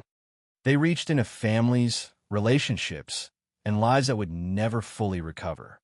Today, the house on Wonderland Avenue remains associated with one of the most infamous unsolved multiple homicides in American history. The names Ronald Ron Lanyas, William Billy Deverell, Joy Miller, Barbara Richardson, Susan Lanyas, John Holmes, Eddie Nash, Gregory Dials, and David Lind continue to appear whenever the case is studied, each representing a different piece of a puzzle that has never been completely solved. Investigators believe they understand the chain of events that transformed a robbery into a massacre. Yet belief alone cannot replace proof. That distinction is ultimately what defines the Wonderland murders. The investigation produced a compelling explanation, numerous courtroom battles, years of federal inquiry, and lasting cultural attention. It answered many questions about motive, relationships, and opportunity. But it never answered, in the only way the legal system can fully recognize, the single question that mattered most. Who were the individuals who entered the house before dawn on July 1st, 1981, and carried out one of the bloodiest attacks in the history of the Los Angeles Police Department? Until evidence capable of establishing that answer emerges, which after more than 40 years appears increasingly unlikely, the Wonderland murders will remain not only a symbol of violence within the criminal underworld, but also a lasting reminder that some of history's most notorious crimes can be understood in theory while remaining unresolved in law. The story of the Wonderland murders has remained alive for more than 40 years because it exists, in a space between certainty and mystery. Unlike many unsolved crimes where investigators are left with almost no explanation, the events surrounding 8763 Wonderland Avenue appear to have a clear chain of cause and effect. There was a robbery. There was a suspected betrayal. There was a violent response. There was a house filled with victims and evidence of a deliberate attack.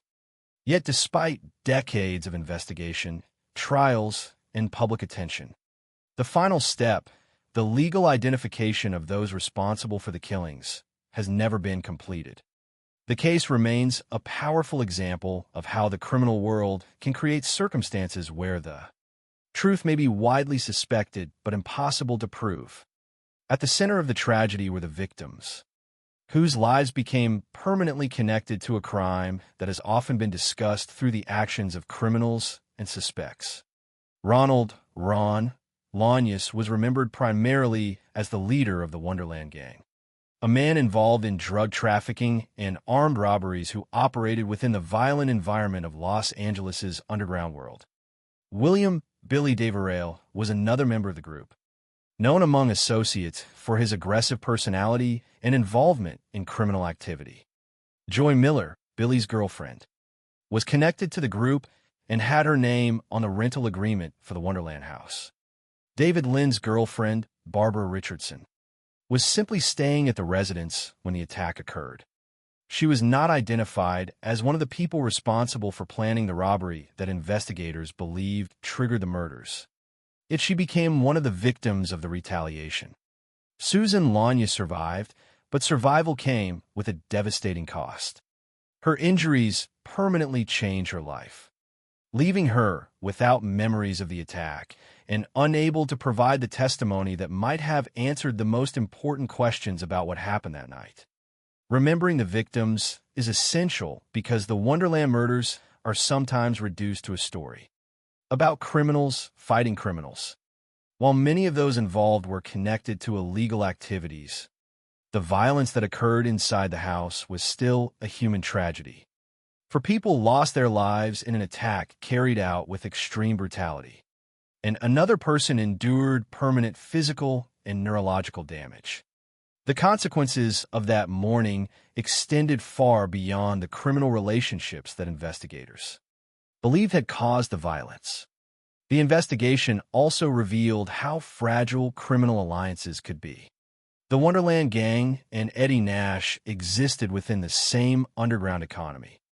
Yet their relationships were based not on loyalty in the traditional sense, but on opportunity, fear, and personal advantage. John Holmes represented perhaps the clearest example of this unstable environment. He was able to move between different circles because of his personal connections.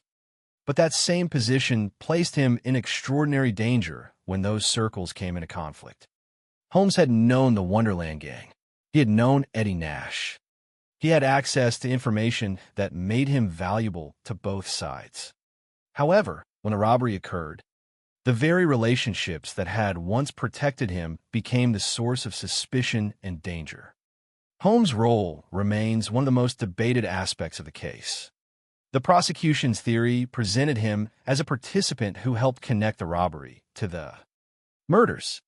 According to prosecutors, Holmes had provided information about Nash's residence, later revealed the Wonderland address after being confronted, and helped the attackers enter the house. They argued that his knowledge of both groups made him the critical link in the chain of events. However, the defense presented a different interpretation. They argued that Holmes was not a willing participant, but a person trapped by circumstances. After the robbery, they claimed Holmes was captured and threatened by Nash's associates. Any information he provided was allegedly given because he feared for his life. The question of whether Holmes acted voluntarily or under coercion became central to understanding his responsibility. The court ultimately found that prosecutors had not provided enough evidence to prove his involvement in the murders. His acquittal demonstrated one of the fundamental challenges of the case. A convincing theory was not enough. The legal system required evidence showing exactly what Holmes did when he did it, and whether his actions directly connected him to the killings. Investigators faced the same problem when examining Eddie Nash. Many believed Nash had the strongest motive. The robbery of his home represented a serious challenge to his authority, and the murders appeared consistent with an act of revenge. However, proving that Nash personally ordered the killings was another matter entirely. The state trials failed to establish his responsibility for murder, even after federal prosecutors later secured convictions related to other criminal activities, including conspiracy connected to recovering stolen property and jury bribery. Nash was never convicted of ordering or participating in the murders themselves. The difference between being suspected and being convicted became the defining theme of every legal proceeding connected to the case. Another important figure in the investigation was David Lind, whose absence from the Wonderland house on the night of the murders likely saved his life, because he was hospitalized following an unrelated altercation. He avoided the attack that killed the others. His survival made him one of the few people connected to the gang who could provide information about events before and after the murders. However, even with Lynn's knowledge, investigators still faced significant challenges. The criminal environment surrounding the case meant that every statement required careful Evaluation. People involved in illegal activities often had reasons to hide information, protect themselves, or shift responsibility onto others. The reliability of witnesses became one of the greatest obstacles preventing a definitive resolution. Over time, the Wonderland murders became more than a homicide investigation. They became a case study in the difficulty of solving crimes within closed criminal communities. When victims and suspects come from the same underground environment, investigators may understand the relationships and motivations involved, but still struggle to obtain evidence that can withstand legal scrutiny. Fear, mistrust, and self-preservation often prevent people from cooperating. In the Wonderland case, these factors combined with the loss of the only surviving eyewitness to create an almost impossible investigative situation. The case also demonstrated the importance of timing in criminal investigations. Evidence that might have been valuable immediately after the murders became weaker as years passed. Witnesses' memories changed. Important individuals died. Statements that could have been investigated more effectively at the time became difficult to verify. The passage of time created distance between investigators and the original events, making an already complicated case even more difficult. Yet despite the lack of a final legal resolution, the Wonderland murders remain one of the most studied cases in American true crime history because they reveal the complicated relationship between crime, power, and accountability. The case does not present a simple story of good versus evil. Instead, it shows a world where nearly every major figure existed within shades of wrongdoing, fear, desperation, and self-interest. That complexity is precisely what makes the investigation so difficult and so enduring. The victims were connected to a criminal lifestyle, but their deaths were not simply another act within that lifestyle. The violence that occurred inside the Wonderland house represented an escalation beyond ordinary criminal conflict. It showed how quickly revenge and retaliation could transform an already dangerous environment into one of irreversible destruction. The murders also left a lasting impact on public understanding of Los Angeles during the early 1980s. The city was often associated with entertainment, celebrity, and opportunity. But the Wonderland case exposed another side of that image. It revealed connections between the entertainment world, organized crime, and drug trafficking, demonstrating how these different worlds sometimes overlapped. The involvement of John Holmes, a famous figure in adult entertainment, brought national attention to the investigation and ensured that the case remained part of public conversation for decades. However, beneath the media attention and cultural fascination was a much darker reality. For people were dead, one person survived with life-changing injuries, and families were left with unanswered questions. The enduring mystery of the Wonderland murders is not simply about who committed the crime. It is also about why the truth remained so difficult to establish. Investigators believed they knew the motive. They believed they understood the sequence of events. They believed the attack was connected to the robbery of Eddie Nash. But belief could not replace the evidence required to hold someone legally accountable. The case stands as a reminder that some investigations do not fail because authorities lack understanding. Sometimes they fail because the evidence needed to transform understanding into proof is gone forever. More than 4 decades later, the house on Wonderland Avenue remains a symbol of one of Los Angeles's most notorious criminal mysteries. The names associated with the case continue to appear in investigations, documentaries, and discussions about unresolved crimes. But behind the headlines and theories remained the human consequences of that morning in July 1981. 4 lives ended violently. 1 life was permanently altered. And a question that has followed investigators for generations remains unanswered. Who were the people who entered the house before dawn and carried out the attack that became known as the Wonderland murders? Until that question is answered with evidence strong enough to stand in court. The case will remain one of America's most infamous unresolved crimes. The Wonderland murders remain one of the most complex and haunting criminal cases in American history. Not because the events themselves are completely unknown, but because the final answers have always remained just beyond reach. More than 4 decades after the attack, at 8763 Wonderland Avenue, investigators, journalists, and the public continue to examine the evidence, the testimony, and the relationships that surrounded one of Los Angeles's most infamous crimes. The case has produced theories, trials, confessions that could not be fully verified, and investigations that revealed significant criminal activity, yet it has never produced the one conclusion that would bring legal closure: a confirmed identification of the people who directly carried out the murders. The tragedy began within a world already defined by violence. The Wonderland Gang operated as part of the Los Angeles drug scene of the late 1970s and early 1980s, using their residence on Wonderland Avenue as a base for criminal activity. They were involved in cocaine trafficking, the handling of stolen property, and armed robberies against other criminals.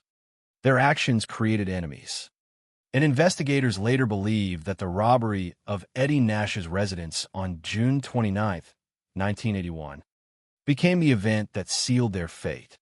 By choosing Nash as a target, the group had challenged someone with significant influence in the criminal world.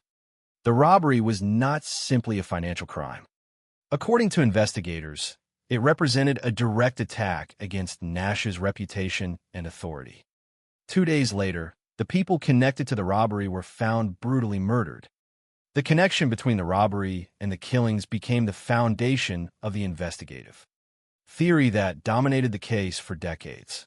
The early morning attack on July 1, 1981, transformed a house in Laurel Canyon into one of the most disturbing crime scenes in Los Angeles history. 4 people were killed: Ronald Ron Lanyas, William Billy Deverell, Joy Miller, and Barbara Richardson. Susan Lanyas survived, but the injuries she suffered prevented her from ever providing investigators with a complete account of what happened. The attackers had used blunt instruments, including a hammer and a metal pipe or similar object, striking their victims repeatedly in the head. The violence indicated a deliberate and personal attack rather than a random act of crime. The absence of forced entry suggested that the killers either had access to the house or were allowed inside. The attackers appeared to know where the victims were located and moved through the residence with a level of confidence that suggested planning. These details shaped investigators' belief that the murders were an organized retaliation rather than a spontaneous confrontation. Yet the very brutality of the crime also created one of its greatest challenges. The victims could not provide testimony. The surviving witness could not remember. The attackers left behind a scene that revealed the nature of the crime, but not the identities of those responsible. Over the years, investigators focused heavily on 2 central figures, John Holmes and Eddie Nash. Holmes became the most controversial figure because of his position between 2 worlds. He was a famous adult film actor whose personal life had become increasingly affected by cocaine, addiction, and financial problems. At the same time, he maintained relationships with members of the Wonderland Gang and Eddie Nash. His ability to move between these groups placed him at the center of the investigation. Prosecutors believed Holmes had played a direct role in the events leading to the murders. They argued that he provided information that helped the Wonderland Gang rob Nash, then later revealed the location of the Wonderland house after Nash's associates confronted him. They believed Holmes either willingly assisted the attackers or participated in bringing them to the residence. However, the defense presented Holmes as someone trapped by circumstances, claiming he had been threatened and forced to provide information after the robbery. The legal system ultimately accepted that the prosecution's evidence was insufficient. Holmes was acquitted of the murder charges because the evidence did not prove beyond a reasonable doubt that he had participated in the killings. After his death in 1988, his former wife, Sharon Holmes, provided a statement claiming that Holmes had admitted involvement in the attack. She said he had returned home with blood on his clothing and told her he had led 3 men into the Wonderland residence and watched them kill the occupants. The statement attracted enormous attention because it appeared to support the prosecution's earlier theory. However, legally, it remained only a second-hand account. Holmes could not confirm or deny the statement, and there was no independent evidence capable of proving its accuracy. As a result, it added another layer of mystery without resolving the case. Eddie Nash became the other major figure connected to the investigation. Many investigators believed he had the strongest motive for retaliation. The robbery of his residence represented a serious challenge, and the violence at Wonderland Avenue appeared consistent with revenge. However, motive alone was not enough. Prosecutors had to prove that Nash personally ordered or participated in the murders. Despite multiple legal proceedings, they were unable to establish that connection in court. In later federal proceedings, Nash faced charges involving drug trafficking, money laundering, conspiracy connected to recovering stolen property, and jury bribery. In 2001, he accepted a plea agreement involving some of those offenses. However, he never admitted ordering the Wonderland killings and was never convicted of murder. This outcome reflected the central problem of the entire case. Investigators could develop a convincing explanation, but they could not prove every necessary element required for a homicide conviction. The passage of time only strengthened the mystery. Many people connected to the investigation were no longer available. Some died before additional questions could be answered. Others had already provided statements that were difficult to verify. The criminal environment surrounding the case created additional complications because many potential witnesses had personal reasons to hide information. Drug use, criminal involvement, fear of retaliation, and conflicting loyalties all contributed to an atmosphere where the truth remained difficult to establish. The Wonderland murders became a case where nearly every piece of information had to be examined carefully because almost every person connected to it carried some form of uncertainty. Despite the unresolved questions, the case has had a lasting impact on American true crime history. It became a symbol of the hidden side of Los Angeles during the early 1980s, a period when the worlds of entertainment, drugs, and organized crime sometimes intersected. The involvement of John Holmes brought national attention, while the connection to Eddie Nash exposed the influence of criminal networks operating behind legitimate businesses. The case inspired books, documentaries, and the 2003 film Wonderland, which portrayed Holmes and the events surrounding the murders. These cultural portrayals helped preserve public interest, but they also created a responsibility to remember that the story was not simply about famous names or criminal figures. At its center were real people whose lives ended or changed forever. The victims of the Wonderland murders are often discussed in relation to the crimes they were connected to, but their deaths represent more than a chapter in criminal history. Ronald Lanyas, William Day Varale, Joy Miller, and Barbara Richardson were individuals whose lives ended in a violent attack. Susan Lanyas survived, but faced permanent consequences from her injuries. The inability to hear her account remains one of the greatest losses in the investigation. Her missing memories represent not only a personal tragedy, but also a reminder of how fragile the search for justice can be. A single moment of injury changed both her life and the entire course of the investigation. Looking back at the case today, the most accurate conclusion may be that the Wonderland murders are both solved and unsolved in different ways. The investigators' understanding of the likely motive and circumstances is strong.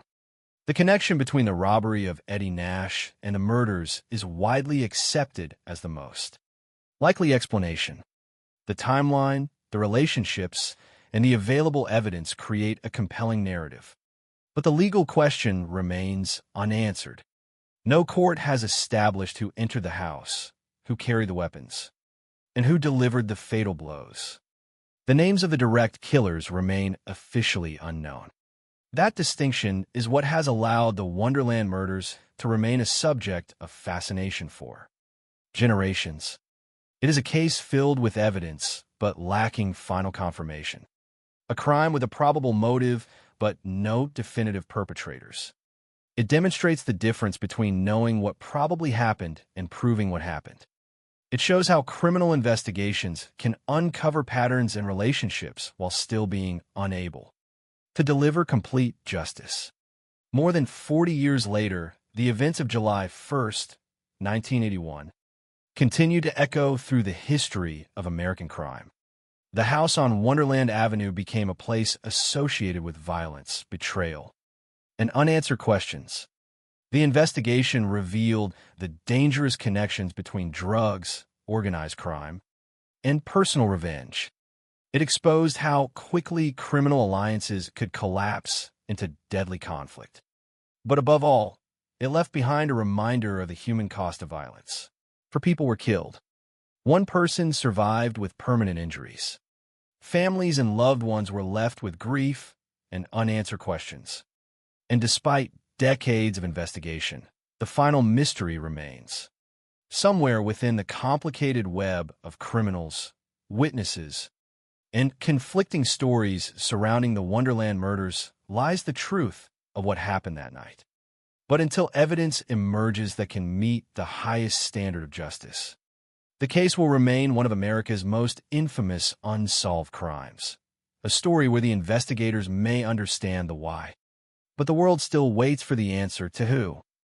The legacy of the Wonderland murders has endured because the case represents one of the most complicated intersections of crime, power, and uncertainty in modern American criminal history.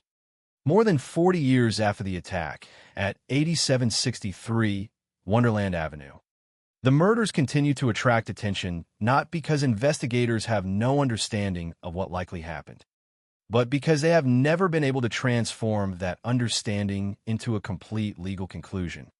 The case stands as a reminder that some crimes remain unresolved not because there are no theories, no suspects, or no evidence, but because the final pieces required to establish the truth beyond doubt are missing forever.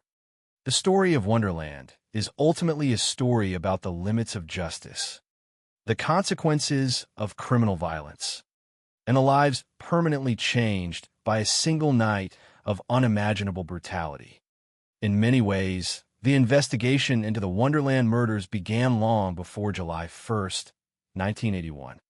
The environment that produced the tragedy had been developing for years in the criminal underground of Los Angeles.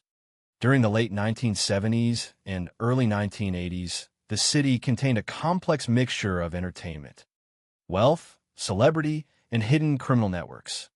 The same neighborhoods associated with music, film, and nightlife also contained drug dealers, smugglers, and individuals involved in organized crime.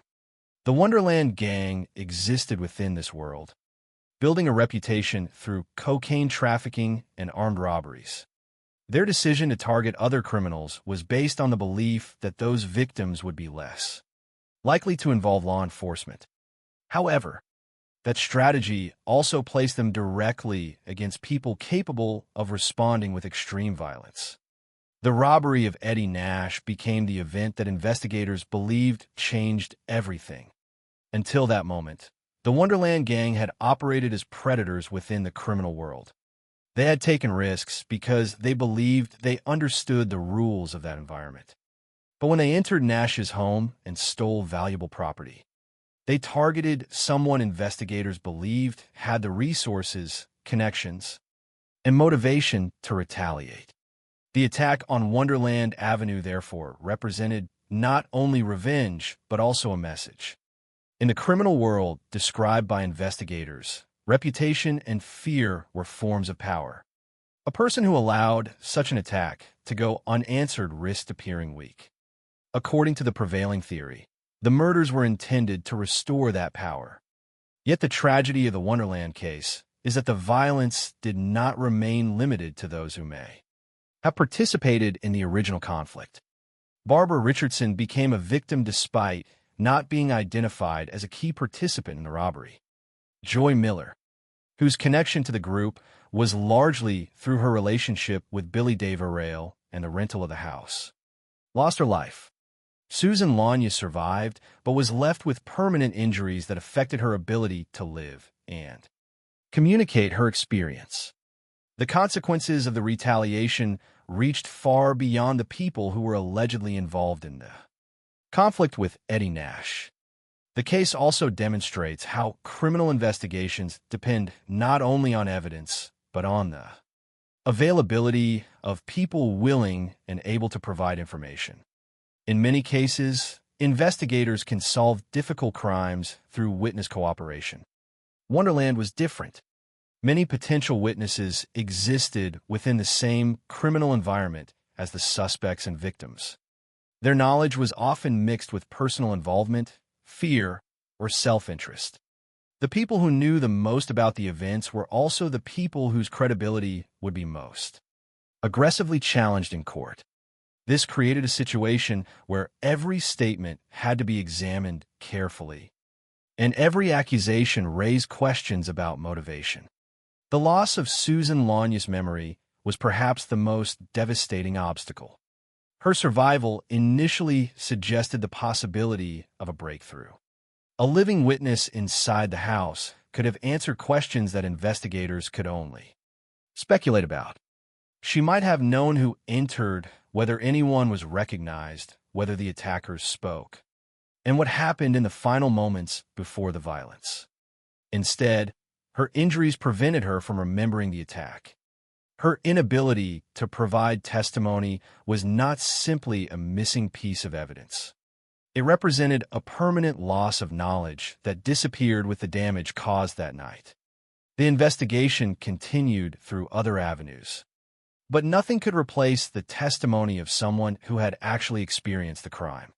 The legal battles that followed further revealed the difference between investigative belief and courtroom proof.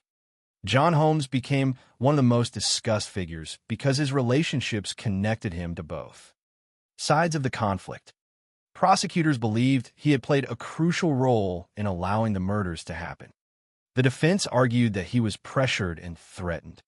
The jury ultimately decided that the evidence did not prove his guilt. His acquittal did not necessarily answer whether he had knowledge of the crime, but it demonstrated that the prosecution had not established the level of certainty required for conviction. Similarly, Eddie Nash remained a figure surrounded by suspicion. Investigators believed he had a motive and that the murders fit the pattern of retaliation.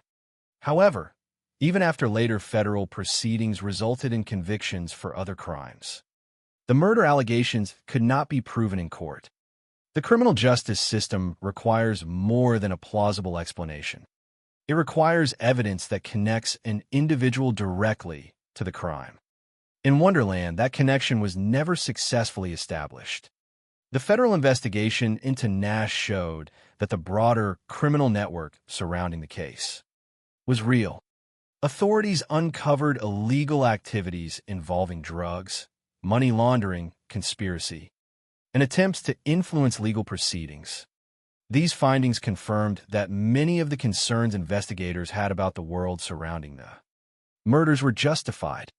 However, they did not provide the final answer regarding the killings themselves. The distinction remained clear.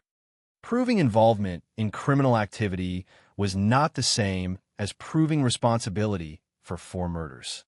This separation between what is known and what is proven has kept the Wonderland murders alive in public discussion. Over time, the case has been revisited through documentaries, books, and films.